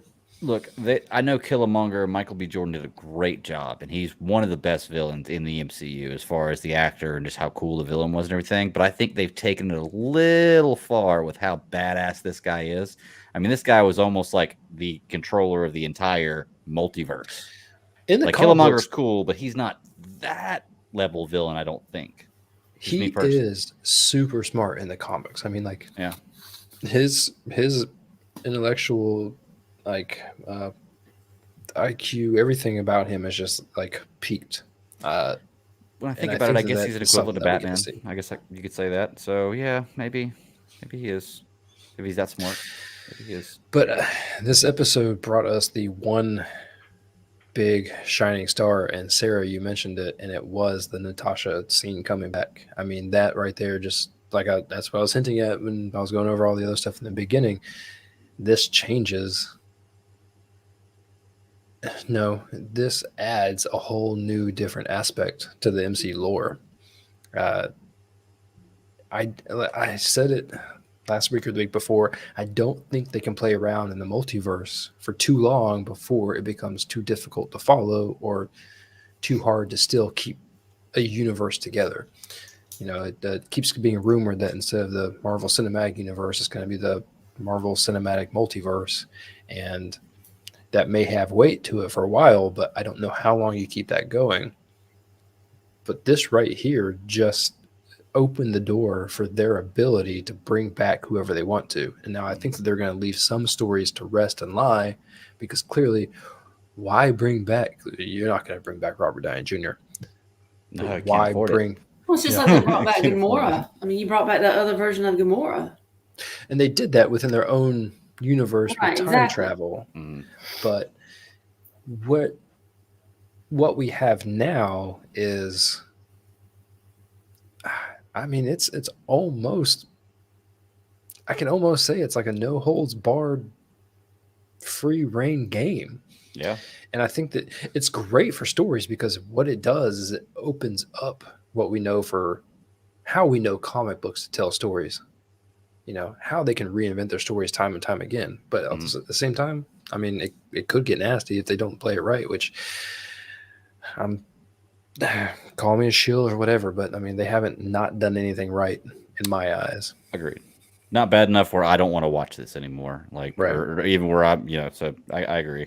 They have And I will my stand trust. by the Black Widow statement and say that, I'm gonna check it out. I thought that was going to be a thing that was just going to be, that was going to leave me like feeling completely disconnected from what we've gotten previously. And it did not. And I'm like, Well played. Cool deal. Cool deal. You got anything else you want to point out about Marvel's What If this episode, or just the series in general? Because we have not confirmed a season 2 yet, correct? We Or did. We did. We did. Okay, we did confirm season 2. Okay, cool. Well, Actually, I do have just a bit on that, and I'll keep that short and sweet. Yeah. They said all of the episodes for next season have been written. nice. They are going to stick with the anthology form. I'm sorry, this is from EW, AC Bradley again. It will be all new stories. I think that we're still going to get a little bit, judging by that tie-in scene at the very end of this finale episode. We are going to get new heroes, and they are going to pull more from the Phase 4.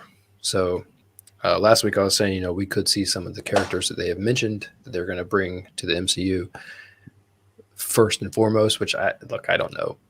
I'm clearly shooting from the hip, just having fun with it. But I mean, it's totally possible. And I think that's what I love about this the most is that, hey, who knows what they're going to do. Mm-hmm. Go ahead. This makes it an easy way to write mutants in, right? Or figure out a way to at least get our, palates wet for the, what merging is of to the come. two. Yeah. Yeah. Yeah. I think that's what this show can do the best, and I think that's kind of what it's doing. Is like right now, it's breaking our hard crust mold of like what we think that they could do with the multiverse. Like Loki did a little bit, but I think What If was kind of like, no, you don't understand. Like these worlds are completely different. Yeah, and I think that they're gonna just play off of that. Well, I had a friend at work ask me the other day about the What If series, and he says he loves the Marvel movies and he loves the universe. He's watched, I think he said he'd watched WandaVision, but hadn't watched any of the other stuff they come out with on Disney. He was asking about What If, whether he should watch it. And I told him, I said, 100%, you should definitely watch it. You're going to love the show. He said, well, do I need to watch it to be able to keep up with the stuff in the movie? And I said, I don't know yet.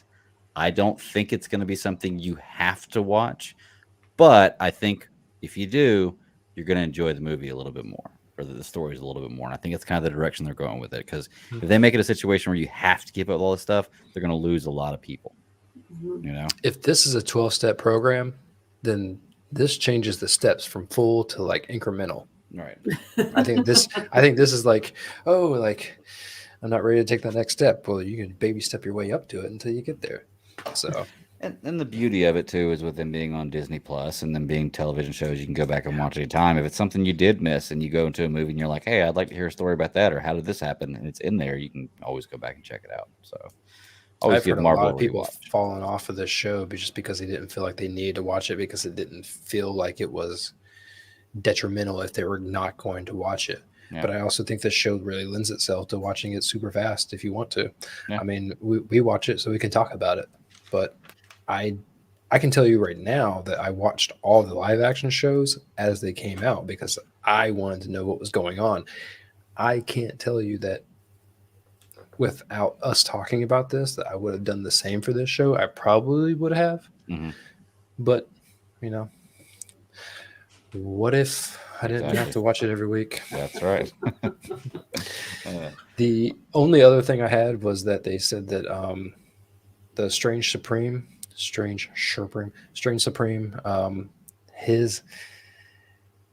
original storyline was going to be a lot darker, and that when he got into his accident, his death was going to be a lot more gruesome. It was actually, I have the quote. What does it say? He was actually beaten to death by the Eye of Agamotto. Oh, wow! And then apparently the storyboard artist came back and said, this is kind of dark. We're going to help you out. You're going to tell your story, but we're going to have to buffer this a little bit. Right. So that part I found interesting because I thought, as much as they made Strange Supreme really seem dark, with the brooding eyes and the overcast and the super long cape. Jafar style. Yeah. I mean, Yeah, dude. Oh, dude. When they had, they straight up got Rita Repulsa in that match. I mean, when Ultron grew up, and the next thing you know, Strange was like, "I got you. Wait for this," and then he just like, and I'm like, once again, I don't know what this is, but I'm gonna watch it. Yeah, it's Marvel, man. Yeah. All right. Well, is there anything else y'all want to bring up about What If? I think we don't have any other shows coming out before just movies next, right? Nope, we got Is there Hawkeye. an Oh Hawkeye no. show? First we have Eternals, and then we get Hawkeye. Okay. Yeah. So movie first. Okay. Eternals is on the 5th of November, and then Hawkeye comes out before Thanksgiving, I think. I mean, Okay. I got it. I can look for it, but And I imagine it's going to be the same as all the other shows, weekly drop. Hawkeye will be a weekly drop. 11/24 is when it comes out. So that might be after Thanksgiving. I don't know what day Thanksgiving's on. Yeah, I hate they It's on change the it day every of year. Why Thanks- can't they just pick one day to just put Thanksgiving? It's on? like the Monday They did. before. I mean, It's the a Wednesday Thursday. before. Yeah, it'll come It's out the the Wednesday Wednesday before, the day before Okay. Thanksgiving. Wednesday shows. Always so weird. But I But can't yeah, find anything to watch on Wednesday. So yeah. Hey, look, before we even get there, we have. Is anyone a fan of the Legends of the Hidden Temple? The old Yeah. Nickelodeon show? I grew up That in the comes out 90s. Hell tomorrow. yeah. So that comes out tomorrow on CW. That's they're doing a new spin on it or something. Like I said, you get Legends and Batwoman on the 13th. You get Aquaman on the 14th, and you get another life. Is that Katie Sackhoff is in that show? It's a Netflix show. If you haven't watched the first season, it was pretty good. I mean, you get Star Trek Prodigy. Flash starts on the 16th of November. Hit Monkey with Jason Sudeikis. I don't know if you know anything about that. I like Jason Sudeikis though, so check it out. And then you get Star Trek Discovery, Wheel of Time, and then Hawkeye. I mean, like, you want to talk about being overloaded with content. Yeah. It just keeps coming. Say it's definitely a different day and age, man. There's never not something to watch. And if there ever is a time where you feel like there's nothing to watch, there's 1,000 things that have come out before that you can go back and rewatch, and it's just amazing. Dude, Never I runs can't even content. get to the things that, like, I just want to, like, that Netflix movie, like, was it Kate, I think is what it's called. I'm like, yeah, I want to watch that. Add it to my list. And next thing I know, like, months go by, and I'm like, oh no, I never. Where did that go? Taking it off for you, ever get to watch it. Yeah. Yeah. Oh. All right. Well, let's move on, man. Let's hop back into DC and let's talk about a show that I just honestly am completely fucking lost on, man. But it's a fun show to watch, and Doom Patrol, Dada Patrol, I guess was the episode this week. Man, what the hell's going on with this? Like, I can't keep up with everything that's happening. Like I don't see a main storyline. I see like little threads of stories kind of being woven together behind the scenes. But man, it's just a fucking crazy show. I gotta step away and take care of my dog real quick. Sarah, you want to give us some thoughts on it, and then That's another one where what did I just watch? I mean, because it was just like, oh my gosh! I mean, they're like all over the place. It's nuts. It's just nuts. But Doom Patrol is keeping true to its form. It's just keeping true to it. And Cliff, bless his heart, I mean, now he's facing with Parkinson's, so get some pills online from some online pharmacy or whatnot. And he's like, oh, it's going to take a few months. Oh, hell no. We're just going to go ahead and dump it all in. You never leave Cliff alone. No, I don't know why they haven't anything. figured that out in this show. You never leave that crazy ass man alone. And The that makes me first- wonder, what was he like before he was even the robot? You know what he was like? He was fat, a beer drinking, party going, trailer living. Oh my gosh. He was living the epitome of like. Well, the one thing I will don't say know how to that is describe pretty it. interesting with this one is the fact that Kay, the little girl, she seems like she wants to go to the outside now.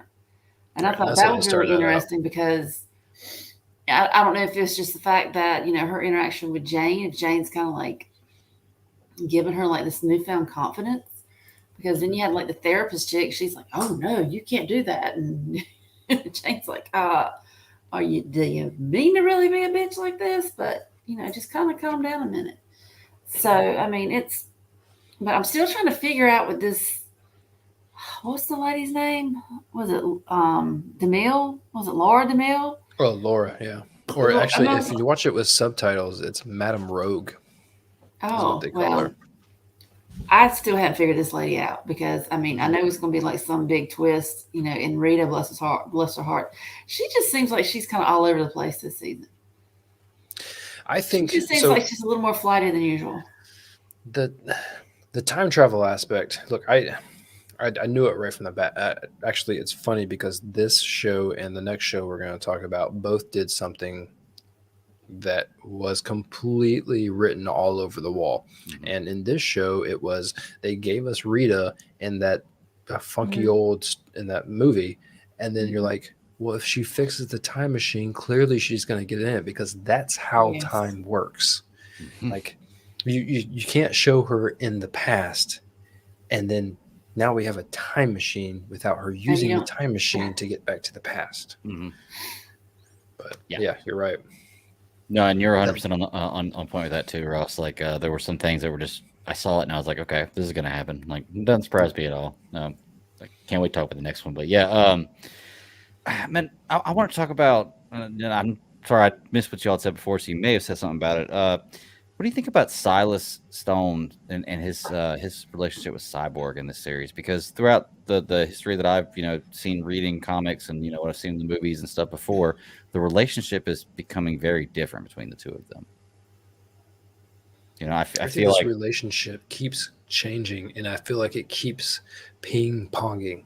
I Yeah. feel like it goes from pissed off dad to caring, want to be a loving dad, and I feel like they just keep moving that ball, and the bars just keep playing. I feel like that's exactly what's going on. I don't know a whole lot about his character from the comic books, but I can tell you what I've seen in this show, and it goes from "you're a horrible son and did the wrong thing" to "I really love you and I'm sorry, and I feel like we need to have a better relationship, and let's do that." Yeah, and We just that's keep kind going of the back point and it was forth. at in this one. Yeah, that's the point it was Yeah. kind of at in this one. It's like, well, they seem like they're really, really getting along based on the way the conversation ended this show and everything else. I don't know. It's really crazy. Maybe LMFAO. I thought that was pretty funny with that. I was definitely doing that whenever I heard So that. hip. So it gives a reference back to the ant farm. That was from season 1, correct? Mm-hmm. Okay, so that's where we get the sisterhood That of was with Dada. Darren that I forgot. Yeah. Yeah. The eternal flatulation. Yeah. Did we ever figure out what that really was? Did they ever give us a description of it, or was it just is it still up in the air about what that really is? If you go off the literal meaning, Yeah, it's not good. It doesn't sound good. It's not good. Not by any means. But I did want to know that they were going to go find. So they get like dealt out by this Laura. Was it Laura or Mara? Did we? I can't remember. If you Laura. told me. Laura. Okay, so it was Laura. Or They get Madame kind of Rowe. dealt out. Where she says, "I'll leave. You guys can go figure this out." So they go to go figure this out. And I think it's funny that they're driving to the thing and they happen to stop where they didn't happen to stop. They almost wrecked because Cliff high as hell and almost wrecked the Best car. part. Which we'll talk about that in a minute. Best Yeah. part. And they just happened to stop right there where it was. Like that was where they happened to crash. Was right there with the sisterhood of the Dada. Like that make any sense? Like seems like If it was you pretty build contrived it, for the they will story. come. Yeah, I guess so. When does anything on this show make sense? True. That's my problem. I think. It's like I think how I'm trying to much make too much sense more? of this show. Yeah. Yeah. The Cliff being high and Jane duo, I think is the best thing Yes. on TV Yes. that I absolutely have not gotten enough of and want nothing but more of. Yes. That duo, I mean, she's whipping out all these terms, and I mean, like, I don't know the rules of this show, but I'm going to tell you right now, some of the things that they said were just awesome. Yeah. Awesome. I can't remember what she says to him. He doesn't get something. She says, "That's what you meant, Dick Slit," or something like that. Yep. Yeah, Yep. exactly. Nope. What? Like, Wait, what'd you call us all here for? You got to sit here and watch you do your Kegels? Yeah, The whole exactly. time, just like, boom, one, get him another one, get him. she is the best character on the show by all means, man. The Like I said, range she her has of and acting. Cliff. Oh yeah, Mm. great combo. Absolutely great combo. So, I live for this show for that. I mean, like all of the things that the two of them do. I mean, like I love everything else about this show. I don't know why, but I do. Like it seems like the one thing that like like it's a scavenger hunt. You're given like these 5 things that don't make sense together. Mhm. But yet when you have all 5 of them, you're like, oh, they're really fun together. Let's just make stuff. And that's what this show does. It just makes nonsense, and it's fantastic. I love it.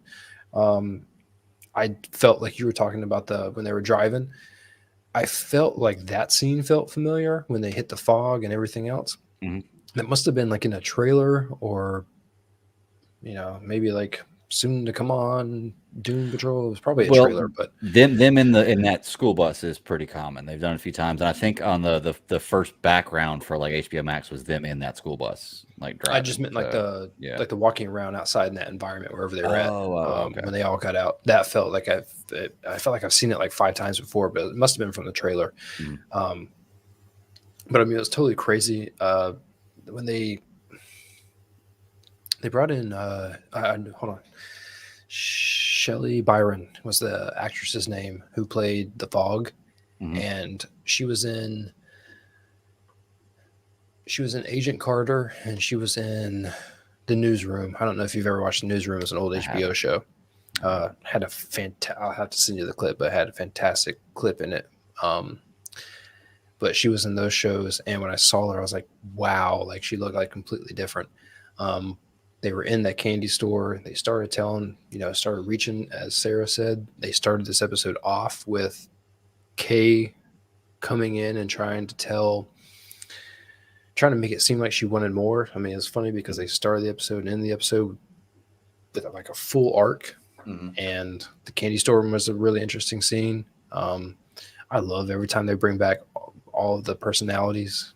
Mm-hmm. Once again, it's like Sarah, you mentioned they had the therapist, then they brought back Hammerhead, they brought back everybody, and like seeing all those people is always fantastic. Polly at the end, keeping with that, they were basically just trying to Stargirl. They were trying to get in the heads of everybody. Mm-hmm. With Cyborg, they went with the like, you're not black enough to be you. Like, you don't know who you are. You're like that character was from Walking Dead, I think is what he was in. Okay. And he, they played it up, everything. He's like, are you a man? I'm at least 3/5 a man. Like all the parts that he was bringing into it. And like, I was trying to figure out like what the bicycle wheels were for. I'll tell you right now, I was not thinking a major fan. No, I thought he was going to go straight into like I'm much faster in a handicap chair. I didn't know like what they were going to do with it. But that was weird.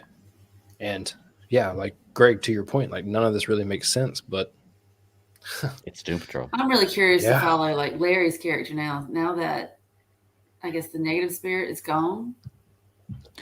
Gone, or is he with a new negative spirit? Zit? Yeah, like I don't know, and that was kind of weird because like the 2 or 3 before, he went off the space or wherever the hell he went, and then the spirit I guess left, or if maybe it's a residual. I don't know. I mean, it's kind of weird because then it just kind of leaves Larry because before with the zombie episode, he was thinking it's like I'm dying. I'm like, well, if I was vomiting all that shit, I probably think I was dying too. Mm-hmm. Because then you see with this one, Rita's like looking at his belly saying, oh, well, I don't see anything. I'm like, well, something was there before, obviously, but now, y'all can go back to stay with the bus with like, oh my God, what's up in the back of your neck? And then on his head, I'm like, ooh. Yeah. I do love, like, you're also, this goes to that dynamic you had with Cliff and Jane. I love whenever he does get up to pop the zit on his neck, like everybody's going crazy. She's like, pop that shit, pop it. It's so funny, man. Their dynamic's great. I'm telling you, I could watch a whole show of the 2 of them. Mm-hmm. There you go, spinoff right there. Mm-hmm. So I like it. I'm trying to think what else I got in my notes here. So I think my biggest issue with the Jane character is, and I love her as a character. I think she's the best character on the show as far as the actress playing the role. Like, she just nails that role, and she has such range with the different characters she can play. I still have the foggiest time trying to fully grasp the whole concept of Kay and like everything. So like, does Jane not really exist? Like, is Kay's a person and Jane's one of her personalities, right? Yeah. Mm-hmm. So does she not really exist in a physical form? but everybody can see her. I don't understand. Or is K the one inside the head? Jane is the physical body that is the alternate ego of K. Like, I have such a hard time trying to figure that whole concept out. I think Jane may be like the actual physical form of like where Kay grew up. But as far as Kay herself, personality wise, she kind of stopped her development right then based on the trauma she experienced. So therefore you had these other personalities that broke off. So that's where Jane, because you're trying to match the physical to the mental. Is that what you're trying to? Yes. Yeah. So I think possibly, you know, when you see Kay, you still see her as a little girl, but she has grown in when she's grown up. And I think Jane is what she actually looks like physical wise. Okay. It's just when you go into the underground, that's where it kind of splits out because, and I think probably at that point in time where Kay is, you know, a little girl, that was when those personalities were kind of created at that point. So that's why, or that's the way I kind of see it as. No, that's actually a really good description of it, because if you have stunted growth, multiple personality disorder, that's essentially what you have right there. Jane is Physical. like the most normal and the current physical form of what Kay would have been, but Kay is the stunted mindset, that personality, like where that trauma happened, like that's where she ceased, and like the armor was built around her in order to create a way to cope and a way to move forward. Okay. So anytime, because this is the wonderful thing about Jane is that it brings to the screen something that is very difficult, and that is how do you show multiple personality disorder without one actor or actress completely just like acting really weird and different, and them doing like very strange like split scenes, like, you know, like one scene they're laughing, the next scene like they're crying, and like, you know what's it to be like to be a teenager again. I think they do a fantastic job with that. I think to give each separate personality like its own full on character is genius. I mean, I love that about this show going into the first season, because they touched on it, but they didn't delve into it.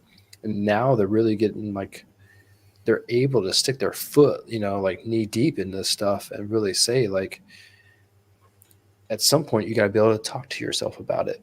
Maybe that's the therapist coming out, you know, at some point you got to be able to be the hard ass and like to bundle all this rage and everything together and just hit people in the face anytime they mention something that, you know, bothers you, and you got hammerhead.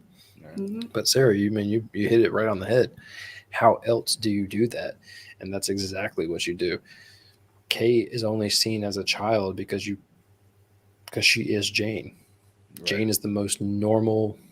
It's like the stitching of like all of the other things. And like, I think now with the ending of this episode, you have that normalness, like all the other personalities being like, I think you're trying to give in. I think you're about to take a weak moment, and all the other personalities are trying to protect that from happening. Yeah.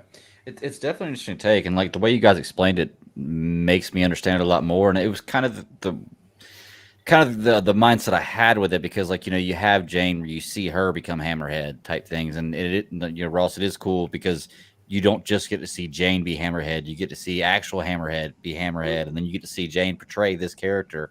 It's really, really cool to see that. It's just, I don't know, maybe it's just difficult for me to grasp in the moment. It takes me a second to figure out what's going on and how everything's working. I don't know, man. It's just an interesting concept, and you know, y'all described it down to a T. Made it very simple for me to understand, or simpler for me to understand. It's just very, very difficult writing, I would imagine, if you're doing something like this. Yeah. Your description right there actually just brought up a very good point. I mean, like, for it to be hard to follow, I mean, that's multiple personality disorder is hard to follow. Yeah. Yeah. And you saying that right there is a testament to like what they're doing, I think. Oh, yeah. I don't think I had anything else note wise. Larry brings Paul back. That was Yeah, what the? That was weird. Where Yeah. did that? I mean, That felt weird about this That's whole his entire son, show. right? That's completely weird. That's his No, son, Paul right? was shit. I don't even remember. I'm pretty sure. I thought Paul was his son. I think Paul is his son because he I'm did not say, positive. oh shit, what's his last name? That's right, He did because he call had to his- attend. He had to attend the funeral. Yeah, so he did call out Paul Trainer because remember he was walking through. He called out Yeah. Paul Trainer. Yeah, and then the Linty peppermint she eats at the end. That's the reference back Well, to the see, there peppermint was that some was pulled from weird behind her shit ear. going on between that. There was some weird shit going on between them, anyways. It's because it was just like some of the. I'm thinking, how close are you trying to get? Because this is just looking kind of. It just kind of felt kind of, I don't know, weird at some point. Like, is it? Like it was almost trying to go all. I don't know. It was weird. You know, just the interaction. You know, and that I don't know. It just the way the touchy and all the feely and all that kind of stuff. Yeah, like, it what did are seem you very insinuating here? Because it seems like there were some insinuations, and I was like, very, very much so. That's what I was picking up on too. I was like, this is looking like it's a little prerogative, or like what's the word I'm looking for? it's almost like she was hitting on her. Suggestive towards her. Yes, very Yeah, I was suggestive just like, towards her. what is going on here? But I did notice that they brought back at least that peppermint that she pulled from behind her ear. Do you think that this is gonna come back into play with Jane later? Has she turned, because she said in this episode she wanted to be part of the sisterhood, right? Well, she did that because the other lady, the time travel lady, I just call her that because she's just so weird anyway. Yeah. Because that was her plan. She's like, I'm asking you guys to infiltrate so I can find out what it's all about. Right. So that's when they come in and say, yeah, I want to join. Mm-hmm. So I don't know I don't think it was really she intended to. It was kind of like, look, I want to do this so we can get this lady the hell out of our house. Yeah, very good point. But yeah, I don't, just like I don't know where the show is coming from. I don't know where it's going. No real predictions for Doom Patrol. Doom Patrol is one of those ones that I kind of watch and I try to figure it out as it's going. And then I get with my support group afterwards and try to figure out the questions here. And then you guys can well, I mean, like I said, you go from a zombie episode. After that zombie episode, okay, where do you think they're going to go? Oh, they're going to head up in the woods somewhere and get lost up in some kind of psychological fog. Mm-hmm. And, and oh, by the way, Larry's going to bring his grown son back. You know, and yeah. It's a very, very interesting take. I totally saw it coming a mile away. Yeah. I just have no predictions for the show. Like I can't have any predictions for the show. Even last season I could. One. Yeah, you have one. Let's hear it. The time machine doesn't work because how does it go upside down? I thought the same thing too. That thing is on casters on the bottom. I'm like, they're bringing it up like it's starting to spin up the top, and I'm like, thinking the whole time, like, oh wait, no, this time travel stuff doesn't work because it can't invert itself because physics. That's why time travel can't work. Why does it need to go through the ground anyways? I mean, that's kind of weird too. Apparently the heat is on in the mantle. I don't know. Yeah. Hey, remember, when you're doing time travel rules, you can make up whatever you want to in the beginning as long as you can explain it and it makes somewhat sense, a little bit of sense at the end. You're good. All right. Just go 88 miles an hour. That's right. Look at Umbrella Academy. They did time travel until a different way, and man, it's super freaking hard to figure out. But Mitch, bring up an open wound, man. I want that third season. Yes, me too. This show started on that. Yes, it did. When I got on with you and was like, where is that show? I want that back. I'm telling you, season 3, I saw something, a snippet, like somebody had a picture of something about season 3 the other day. So it should be coming out soon. The other day, huh? Yeah, but like I said, I'm not really as tied into this stuff anymore. If it's not stocks or Panthers, I'm not as on the nose with everything or up to date with everything. All right, was there anything else you want to talk about Doom Patrol? Once again, in the show, it's confusing as fuck. I don't know what's going to happen, but I will tell you next week when I see what I think because it's a fun show. I feel like we should guesstimate like what's going to happen next episode. I feel like we just need to bring on the episode title of the next show and just make like three guesses about it. Like, what do we think is going to be involved? Because if you're going to guess zombie werewolf assholes, I don't know. You're a god. Right. Yeah, you really are. That's a good prediction. You should go buy a lottery ticket for sure. Okay, I can do that. Let's see. So you want a title and a prediction of what the next episode is going to be about? What patrol? Something patrol. Clearly. Force Baby Patrol. Time Negative patrol. Force Baby Patrol. Oh. Pimple patrol. Yeah, there you go. Pimple Patrol. Yeah, Negative Force Baby Patrol. And I think it's going to have something to do. We're going to figure out what's going on with Larry next episode. Yeah. I mean, because he's got some kind of thing wandering around all over his head. Now it's like stuck on the back of his neck. Plus, he has his grown son. So, yeah, we got to figure that out. That's right. Dude, she said back knee, and I was just like, I was losing it. So, yeah, Stay with the bus back knee. I'm like, yes. You got a neck tip. Yeah, that was, yeah. What do you think? I think it's going to be interesting seeing what happens with Jane. I want to see Jane. I wonder how they're going to keep her in the underground because, like, we started this season off with, like, forcing her out of the underground, getting her back up on top. And so now I wonder, since we went this full arc with Kay needing new shoes and she can't step foot near Kay at the end, I'm interested to see what that's going to be like. I feel like she's just going to probably disappear. Like I think she disappeared in season 2 for like a little while. Like Jane just decided to give up for a while. She's like, it's not worth it. I'm over it. Someone else go up. We might get something else like that. Oh, and Cliff is, I don't know. We high all the time. You know how 2 to 3 months. Say fuck 36 times. Yeah. Ooh, that's a good shit. We should do the over-under for how many times he says fuck every episode so you can do the best for that. So, yeah. You got any thoughts, Sarah? Like I said, I have no clue. Every episode I get just thrown, just whatever. We'll just see what kind of outlandishness. But I'm curious to see, as far as Rita with the time machine, see how see where that falls. I don't know. I want to see more of Larry. I want to see more about. I'm hoping they'll kind of, figure that one out. But for the life of me, I have no idea. Absolutely no idea. I just want to be surprised. I just want to look within like the first 5 minutes. I can tell if it's going to be like, oh, it's going to be one of those. Okay, I'm going to pay attention to this one. I think Larry might be nursing a baby spirit. Oh, that's correct. Oh my gosh. I don't know. It's just, anytime you got something crawling in your skin, that's just gross. Oh, and not just that. What do we have? We got Cyborg. He's gone back red.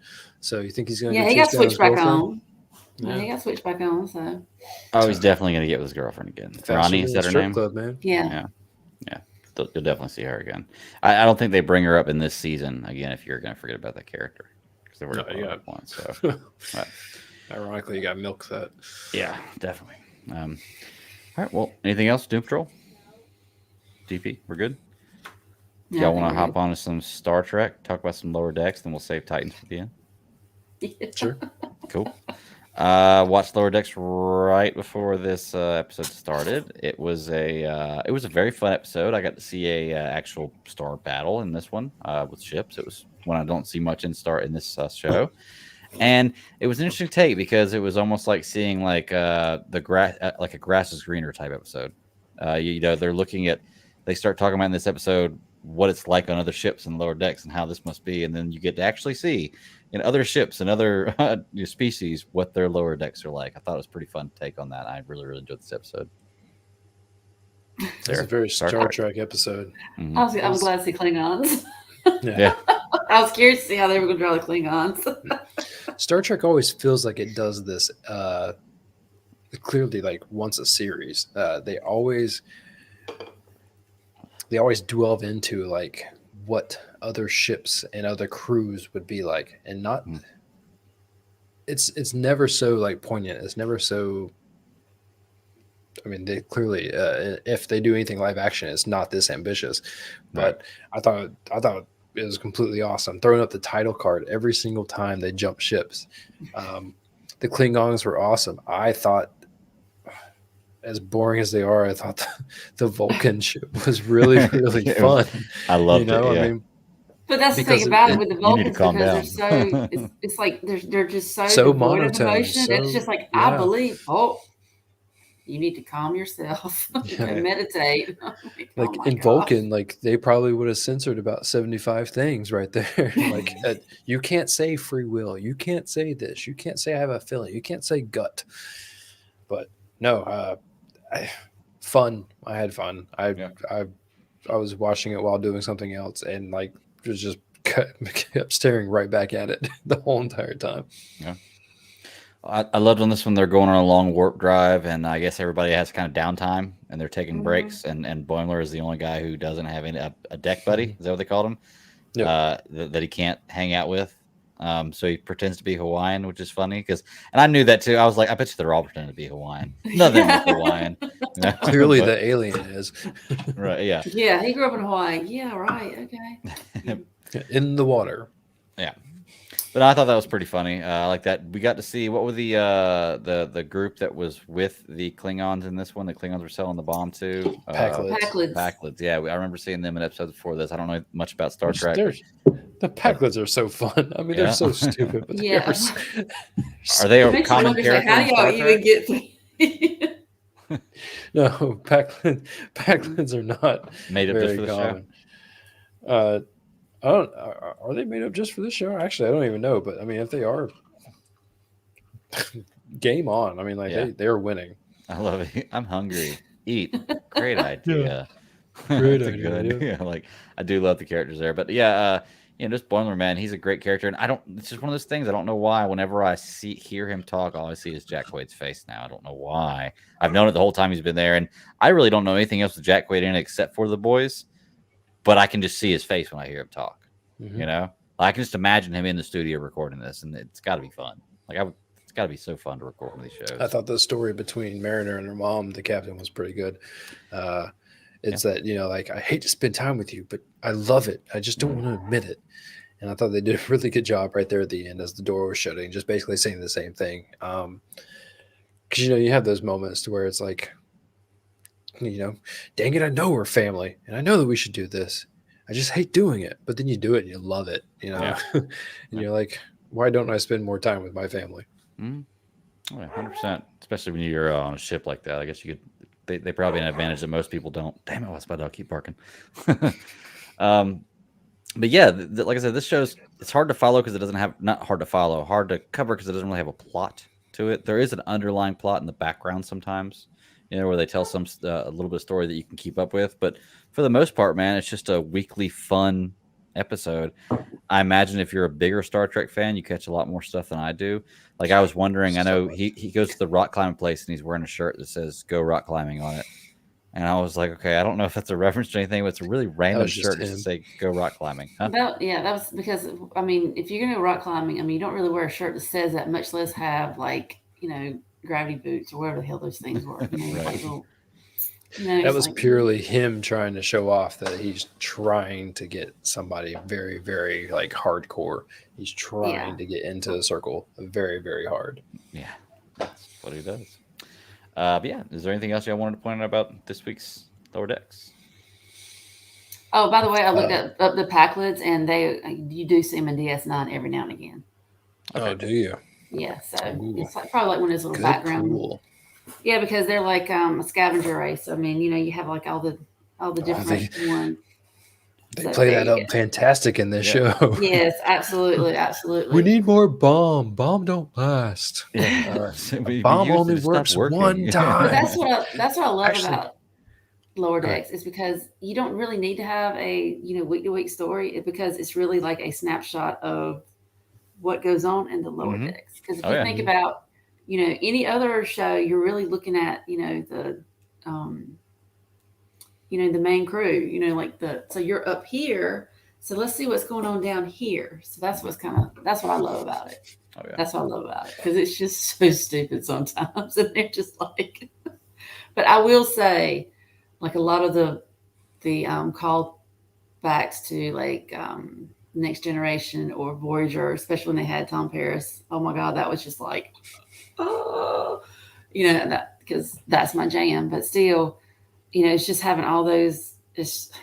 And even, seeing, like I said, seeing the Klingons and the Vulcans. I mean, because, even if you do watch a little bit of Star Trek, I mean, you know how, with Klingons, how just like so crazy they can be over Honor, just the blood, onlyest little death. thing. I mean, it's Yeah. crazy. And it's like, and they totally got it, especially if he had, this dude that was from I don't even know what his rank was, but he was from the lower deck of the Klingon ship, and it's like next thing you know, oh, you're gonna scrap with the captain. Next thing you know, he's the captain. So I mean, it's just I love that.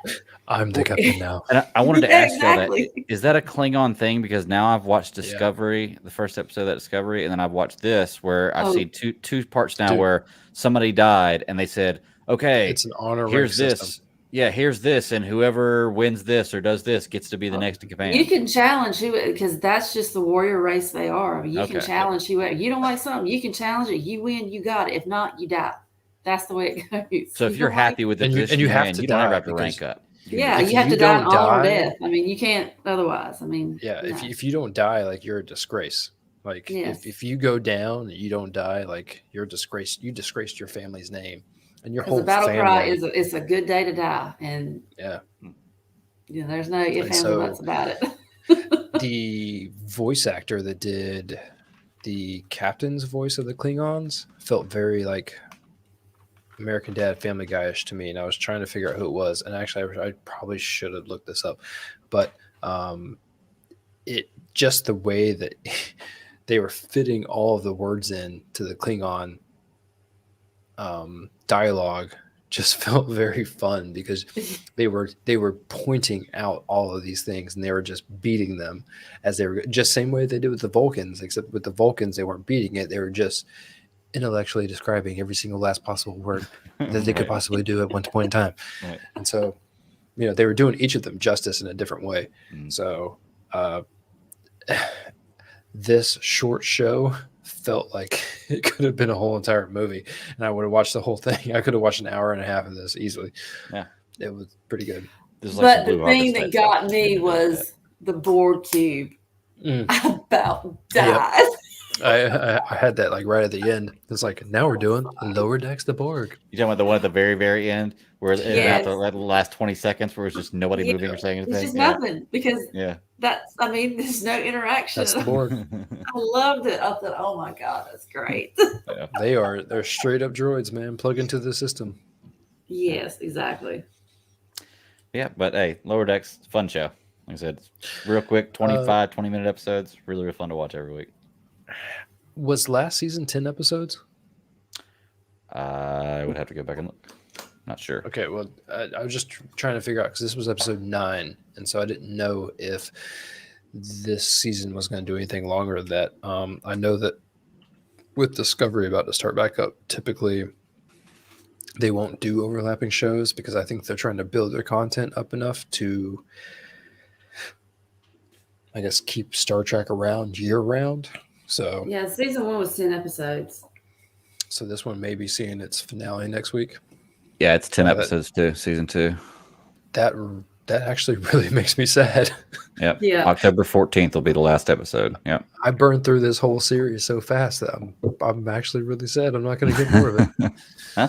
I mean, hopefully it's definitely coming back, or hopefully it's coming back for a new one. I don't know. It will. It's definitely. Yeah. Hopefully it's coming back for a new one. So it's a fun show, man. Really, really enjoy it. You're right. It's going to be.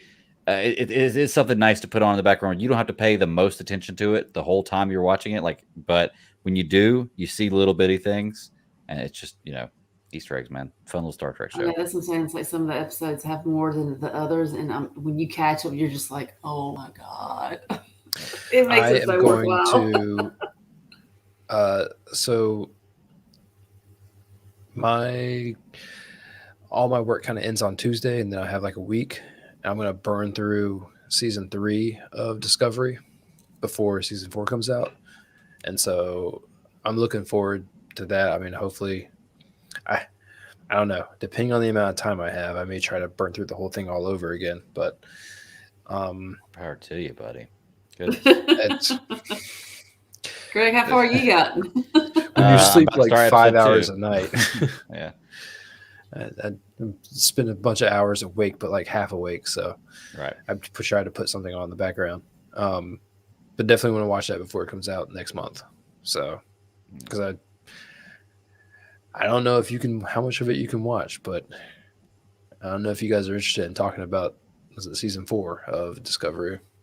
Try to fill in that Star Trek hole. Yeah, we're all about filling holes here, man. Especially if it's a Star Trek hole, I definitely I want to catch up on it for sure, and we can definitely talk about it. Like if I can am able to. I mean, even if not, we can talk about it. So, dang it, I had something I wanted to say about Star Trek. Sorry. So I'm gonna go. No, you're good. It's my fault. I totally spaced out and forgot what it was. But yeah, Lower Deck's almost over. What was the one we were talking about before? Watching Discovery right now. and Prodigy. Discovery, yes. Prodigy, season 1 is for Prodigy, right? Mm-hmm. So I can hop right on that and be caught up. Yep. Cool. That's one that I'm definitely going to do. Then I'm going to hop on that one. So and that seems to be a. I know Janeway's involved, so that was Star Trek Voyager. She's supposed to be. I know that she voices a character in the first episode. She voices herself in the first episode, but like to what degree that moves on, I don't know exactly how far. I don't know if she's going to be like an underlying computer style character or not. But it's definitely geared towards kids, which, hey, dude, half of this stuff is. I mean, Right. Lower Decks may not be, but like half the stuff that we watch. Geared towards kids, yeah. 100% agree, man. All right, cool. Well, we'll definitely check some of this stuff out. Add some Star Trek to our menu here, and let's keep going. We got one more show.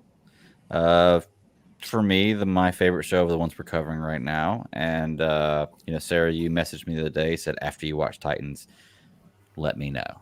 I did. I watched it today. I definitely let you know as soon as I finished it, because I know exactly what you were referring to whenever you said that. And I'm not gonna lie, man, it was telegraphed for me the whole way. I was like, That's not what I was talking about. Okay. We have menage a trois here. What was going on? Why am I? What did I get left out on?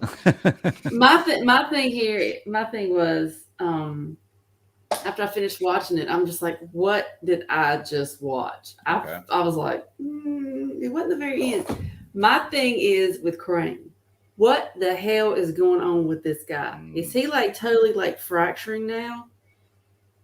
I mean, because I know up until this point, and I've kind of said this about him, what's so kind of chilling about him is the whole psychological aspect.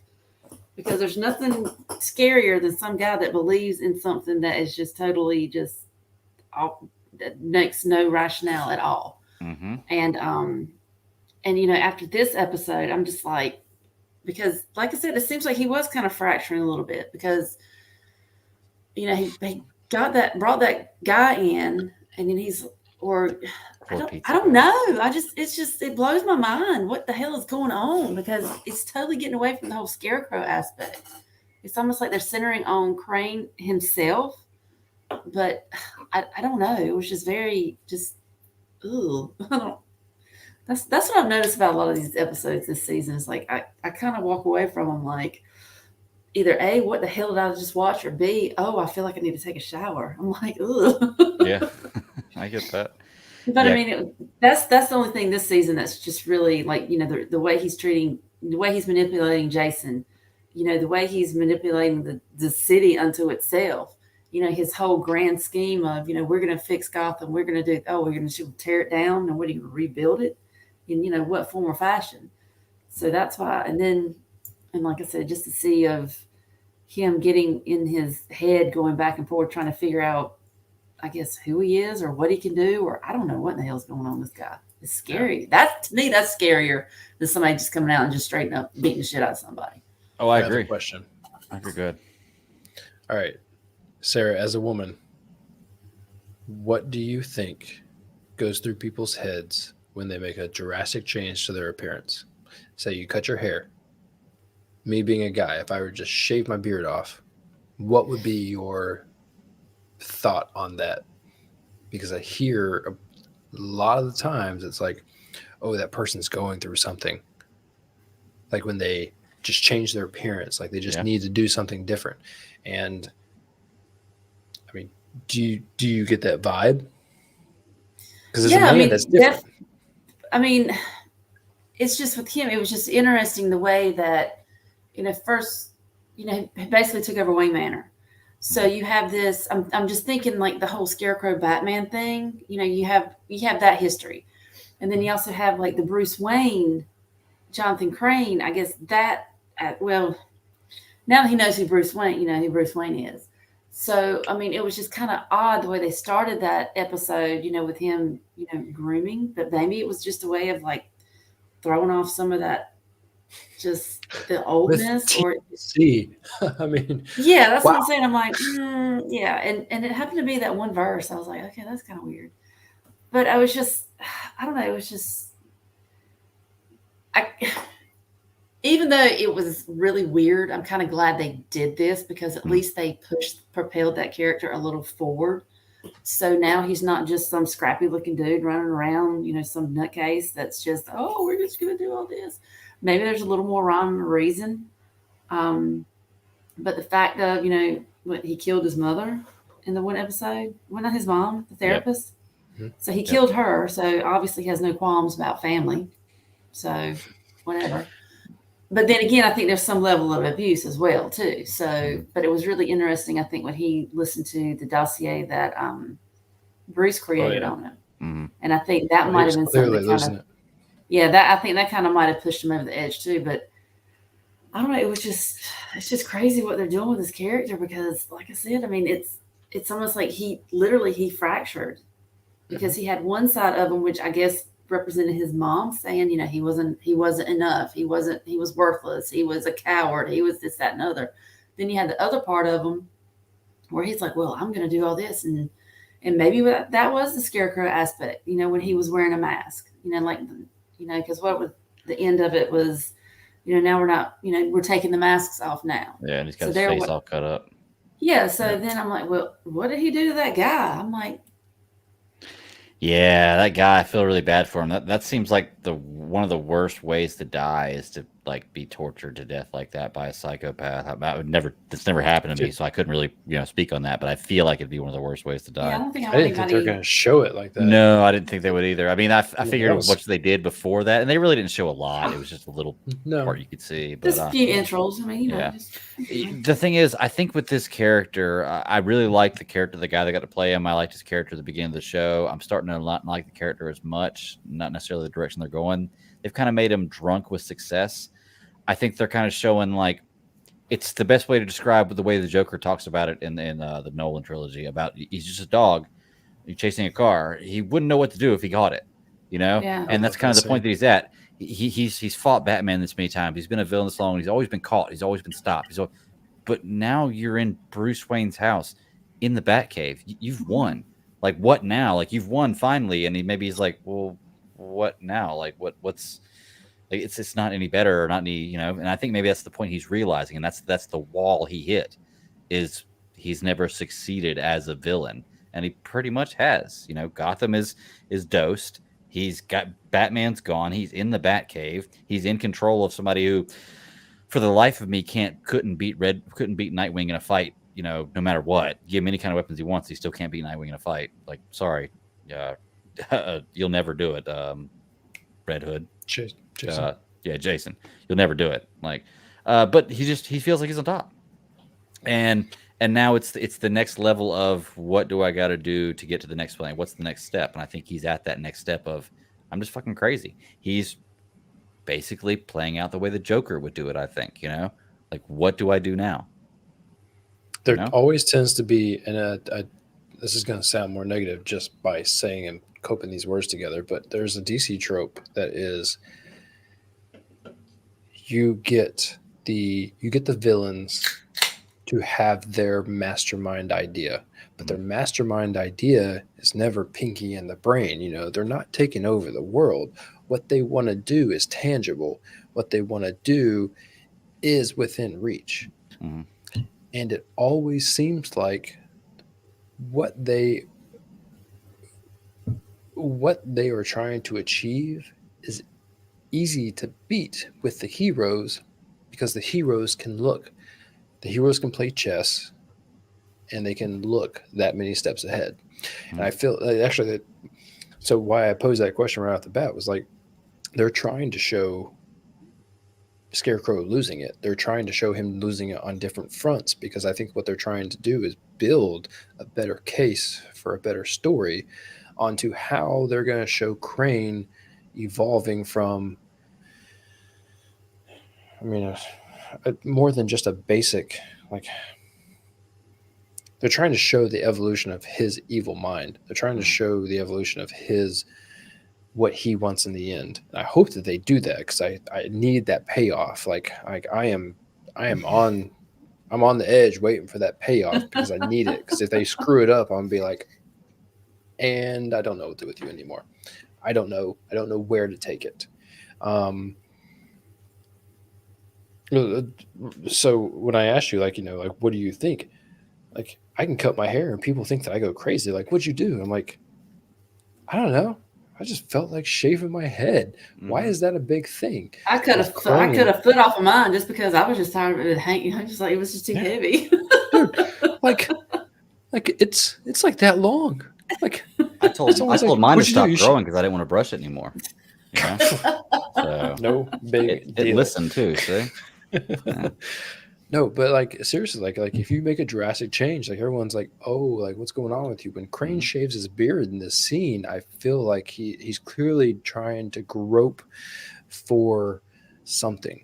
And when they show the scene with him when he was underneath that stretcher, or whatever gurney. you want to call it, gurney, there you go. Mm-hmm.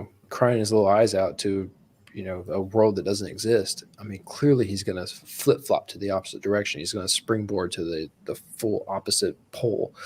And it's interesting because you don't know what's going to happen when he gets there. Mm-hmm. When he cuts his face open, you're like, clearly you're just sick and maniacal, but that's what you want. Like, that's a Gotham villain, sick and maniacal.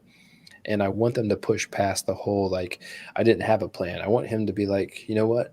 Maybe I had 12% of a plan, and like, now I'm going to like finish this off. Like, I'm going to create more. I'm going to bring more into it. Right. And I need that. I need him, because what they showed me with Jason in this episode, with the way that he fought Nightwing, they did a good job bringing in the people power, but showing that they were trying to get the people on their side. I mean, they did an all right job. I don't think a good job is a good way to say it. But there's so much more that happened in this episode just from that one main story, because I feel like that was the main story of the episode. I'm going to go ahead and stab this one because we got a lot of things to talk about with this episode too. The moment that you kept on hearing Gar talk about the Lazarus pit. Yep. I mean, we can all talk about this, but the writing was on the goddamn. The Cheese Whiz writing was on the wall. The moment that you had that, you're like, well, someone's dying in this episode. My last note was, and he got shot in the neck. Yeah, I knew like you said, the moment they started talking about that, I was like, okay, I know that it's either going to be Jason or Dick, and I was like, well, it depends on how they go with the story. If they're gonna totally revive Jason's story in this episode, then it'll be Jason. But if not, it'll be Dick, because they're talking about a Lazarus pit. Like they just kept hitting on it, which I hate. They've written this into this story where the Lazarus pit is like in a hidden room in the hospital. It's like behind a filing cabinet. Yeah, it's like, come on, Christ. you could have done a little better than that. Like I didn't like that at all. I don't know, man. Like, just it feels like that they've wasted Raven for this series, this season, because she did kind of a pointless story when she was on Themyscira. She comes here and, oh, wow, right away she finds the Lazarus pit. Okay, that's cool. I don't like the way that Nightwing died. Or I guess we didn't actually see him die, but he's going to die. It's like, dude, he goes through all this badass stuff and you really get shot in the back and get shot in the neck. And that makes me question the super suit all the time. It's always like, why does Batman reveal like his face? I'm like, because he's got to talk. I'm like, okay, well, like that makes sense in comic books. But I'm like, if you're going to shoot Batman, you shoot him in the mouth hole. Yeah. Yeah, right in that mouth hole. You know, Damn right. between that and 2 white eyes, I don't know what you do. Like it Yeah. it's what always trumps my argument that a normal person can be a superhero, because there's always something that's going to be holding a normal person back. Right. There's always something, you know. Yeah, I mean that's true. I'm trying to think. I know that when I was watching this episode, and I'd already come to the conclusion that one of them was going to die. You know, like I was trying to think about the age-old question I always ask is, when you have Superboy, why don't you bring him with you everywhere? And it was actually posed in this episode. And I want to ask, whenever you saw Dick actually grab the kryptonite, like in the DC universe, when you see something green and glowing and they don't show what it is, it's usually one or two things. Like, did y'all know immediately it was kryptonite? That Oh was yeah. going to happen? Like, he was going to Oh take yeah. out Superboy with that? I knew it was going to happen before then. The moment that Connor was giving him lip, I knew that he was going to try to find some way to take Connor out, just because it made too much sense. Yeah. And so I felt bad about that, because I hate telegraphing moves. What I love about movies and shows is when they do something that isn't telegraphed, or that Yeah. the misdirection is so on point to where you're just like, I did not see that coming. Right. But I felt like there was so much telegraphed, not only this week, but in this show alone. It's hard to do that with a show that goes on for so long, too. Not to be able to It see is. some things out. I mean, there were some things that surprised me. Like in this show so far, I did not expect Hank to die. That surprised me. No. Whenever we saw him in the afterlife or in the purgatory or wherever he was at, I didn't expect him to not come back. So they've caught me a few times with a few things. The I did whole not expect the Starfire Blackfire thing. That Yes. I felt like it was something that could be possible, because anything, like whenever you hear something, you're like, oh well, like I'm gonna play the what if game, and like literally, like, what if they were born backwards? But like that's just my brain doing it for like 0.5 seconds. But they used that, and they took it and they ran with it. And besides the aluminum handrails that existed in her weird vision that she had, like I was in it the whole time. Like, that's what happened. That's some double crossing, like, just straight up, like, that felt like a weird Greek tale to me. Like, this person had powers, but then they stole those powers because the firstborn needed those powers. Blah blah blah blah blah. It makes me wonder why. I'm upset they didn't give an explanation for that at all. They're just like, no, just do it. And I'm like, well, why? It did seem very weird. What's the explanation? Well, I don't see a reason for it, but When they announced the king coming into the queen's chambers, and I was like, that's weird. But then they pointed it out, like they literally called it out in the episode. I'm like, oh, okay, whatever. But I mean, there's things about this season that, like, I never thought that I was gonna get. And as much as the Scarecrow and Crane story is weird, and like they're working on it, and like I hope they do a good job with it, because like I said, I need that. I did not expect Tim Drake to be such a big part of this season. I thought he was just going to be a named character. And then we get the episode with him and Donna and Hawk. Mhm. But then we get, lo and behold, Donna and Tim show up in the real world together. she's all Trinity up too, like Trinity Right. from the Matrix, all black, black hair, But then braided, they leather. go Yeah. straight up into the Drake layer, my man. Like who knew that Drake had a layer? That's the Robin's Nest, man. I know. And like, I did not expect these things. And like, between that and the fire aspect of this story, like those parts, actually, it's weird that I'm going to say this, but it felt balanced with what I knew was going to happen in this episode, because of the poor leading. I mean, I don't want to say poor storytelling, but the telecasting your moves here. I mean, Right. They had half of this episode felt telecasted, and the other one was just like, I did not see that coming from a mile away.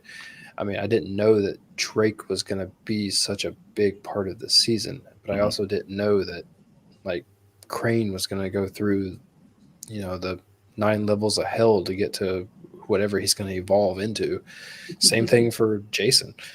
Like, Jason looks like a straight up gigantic V. when he's fighting Nightwing. Every time he fights Dick, yeah. And And I got to I be mean- honest, man. He's got to get a better helmet, man. Because while it looks cool, every time he fights, the helmet gets knocked off or broken. Like every single time he fights, I'm like, dude, you just got knocked over and your helmet fell off. Like, he did needs you to have the get strap that Bane on? injection, man. Like, come on. He needs to get that whatever that fear mongering asthma inhaler is. He needs to get Yeah. that straight up Well, baned even into then, his even veins. then, he wasn't beating Dick. You know, beating Dick. I caught myself there. Look, I'm almost tired of this Jason Todd story where like I either want him to have this moment where he comes back and he's done, or just I'll be honest with you, be killed, because like I like the character, but we've drugged this on long enough. He's obviously not doing what he wants to do, so fucking stand up for yourself and just kick Crane's ass, or don't listen to him. Like, what, he doesn't have anything over you. Stop listening to him. It's so fucking irritating in that story. And to the Tim Drake story, like, I didn't know I was going to get some Tim Drake this year. I didn't realize when I got it that I was going to get as much as we have. But now that we have, give me fucking Tim Drake. Let's go ahead and put him in a position where he can be a Robin and not a little bitch. Like, give him some kind of training, make him fight somebody. Let's see something with Tim Drake. I'm totally down for this character, for the actor that plays him, everything else. I just want to see him as Tim Drake, not, and I get it. It's a new character. This guy apparently has no training going into this, except for he's pretty good at espionage. Well, I guess not. He got shot trying to spy on somebody, trying to figure out some information. But I don't know, man. Like, I just want to see. I'm to the point with him where I want to see more Tim Drake. I want to see another Robin, and I've still got my theory in the back of my mind that we're going to get Batman back one day, since we had that Carrie Kelly drop, and we're going to see a Dark Knight Returns story one day. Yeah, coming into Titans. I want to see something, because I feel like what I hate is that they keep putting roots down. They keep trying to. Well, speaking of which, Alfred's coming out. They keep trying to. Alfred's my vacuum cleaner. It's an acronym for a little fucker that readily eats debris. Nice. I hear you, Tommy. Yeah. There's something to be said about putting roots down in the story. Like, how much do you keep building? How much do you future build versus like how much do you get over the story that you already have? Like, are you on the highway to get to the end point, or I'm like, you can only juggle so many scenarios. And like you said to Raven, like she's a tool in this season. I don't mean that in a mean way. She's a tool to get to where we need to go. And I don't think that they are utilizing her to the best point that she can get to. But clearly, I don't know the whole season. I don't know what's going to happen. But I mean, I feel too lost, because I should be more involved with all of these things. And they're showing me a great story, possibly with Crane. They're showing me a great story, possibly with Dick. And I mean, as much as I don't want to see a Lazarus pit, because it does feel like he shouldn't have got shot in the neck. There's a bunch of things that I'm getting, but I keep saying but. I don't want to keep saying but. Right. I want to watch him. I want to be like, hell yeah. Like, give me that. Make that happen. Make this a future thing for season 4. If, clearly they have to build to a season 4 in order to get it approved, but give me all of these things to get me to that point. Yeah. It's either setting up for a really kick-ass finale of unexpected stuff that I wasn't looking at, or I'm going to be really disappointed with the finale again this year. And of course, if they do and they get a season 4, I'll still be back for season 4, but I'll be really disappointed for 3 seasons in a row with a bad finale. That was Clay. That's what Clay said last time he was on the show. Yeah. He's like, I'm just going to do it. Yeah, it's a possibility. It's like I said, it's going to be out there. If DC, if Marvel, if any of these, they Star Wars, they disappoint me.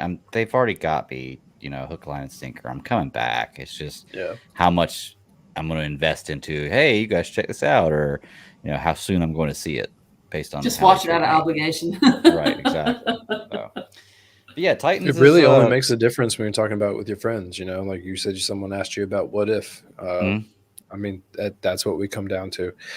Like, is the people that are watching these shows going to recommend them? Right. Mhm. It's people that I listen to the podcast, which I've fallen behind a ton of my own podcasts, but the people that I listen to, the people that I want to listen and see what they're talking about, or like even in the news, like the news is real hard to follow, but that's what comes back to all of this. Mhm. Are we saying, hey, you know what, you should definitely give it a shot? Because at the end of the day, yeah, you should watch Titans. Mhm. You should watch all of these shows. I mean, they're good shows, but what do they mean to you? Mhm. Yeah, and I think most of the time, especially nowadays, no matter what I watch, I never really walk away from anything disappointed. Like, I never look at something like, man, I feel like I wasted 2 hours of my life, or I feel like I wasted this much of my life. I might watch something and I'm like, well, that wasn't the best thing ever, but it's just not my cup of tea, because I've seen a lot of stuff Yeah. like that. Like, I watched a movie the other day with Jake Gyllenhaal called Guilty. Have y'all seen the preview for that? Really interesting concept on a movie. He's a 911 operator, and the entire Oh no, movie yeah, is I've seen from the trailer. yeah, the entire movie is from him in his seat, and it was. I saw it and I was like, God, it's not a terrible movie, but it's not something that when I get to work tomorrow, I'm going to tell my friends, hey, you guys got to check this out. So that's kind of where it is for me. I don't think there's really anything nowadays that I watch that I'm really pissed off that I saw. I might be initially, but then after I've watched it a couple times or given it a chance or heard some explanations for it, sometimes it fixes things. But yeah, there's nothing out nowadays that's aggravating to me anymore. I feel like there used to be stuff that I was like, oh, I'd never effing watch that. Now I think I'll give everything a chance.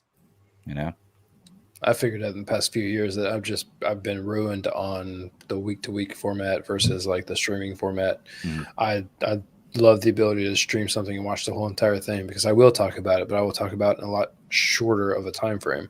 Right. So I just said that Another Life, the show with Sackhoff, was coming out, and it was good because I binged it, but I didn't talk about it. Right. I mean, and that's what they're trying to get away from with these weekly shows. They want it to be a Right. water cooler conversation at work every week, instead of being hey, I watched this Content's weekend. hard. I mentioned it one time, my friends, and then I'm done talking about it, and we don't hear about it again for a year until the next season comes out.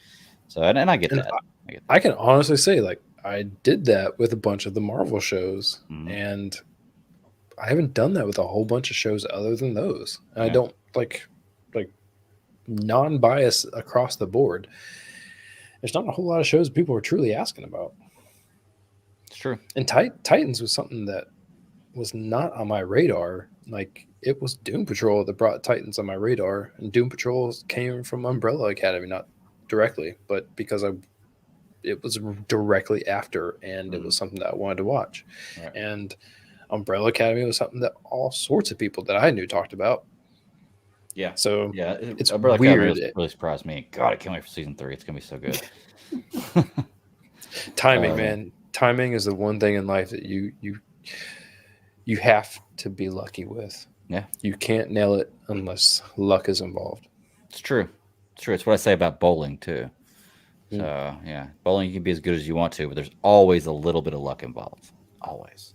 So I'm gonna disagree with you there, but hey, whatever. All right. Well, you got anything else you want to say about Titans? That's pretty much the last show for the evening. Good to go. All right, cool. We've done some news. We've done some Titans. Dick is dead at the end.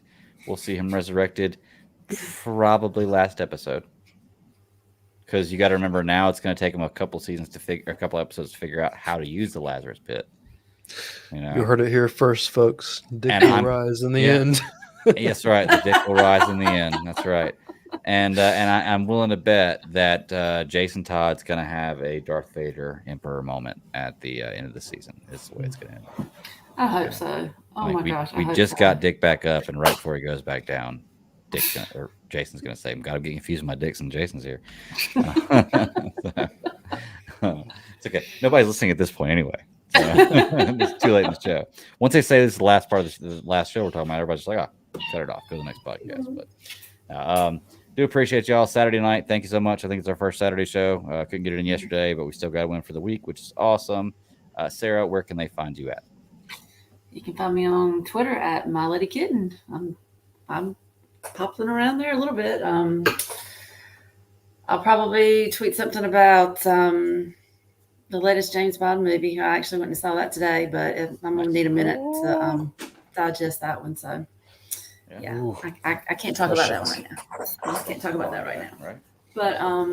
But yeah, that's pretty much where you can find me. So I'm there, and then I'll probably be acting crazy tomorrow because we got a little Panther football. So We got some Panthers football. That's always fun on Yes. Sundays. That's right. Cool deal. Y'all check it out. Ross, where can they find you at, buddy? Here.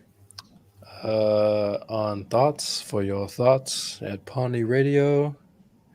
Nowhere.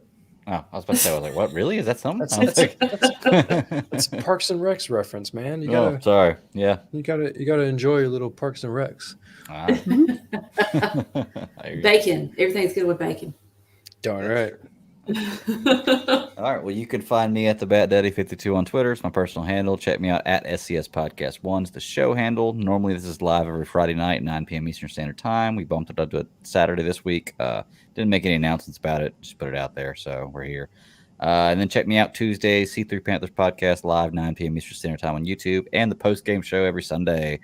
It's a fun time. If you like Panthers football, we are 3-1, top of the NFC South. So suck it, bitches. That's all I got to say. Don't you Yeah, jinx seriously. it, damn it. I know it. I know. But seriously, till next week, y'all keep pounding. Thank y'all so much. Bye, guys. Later.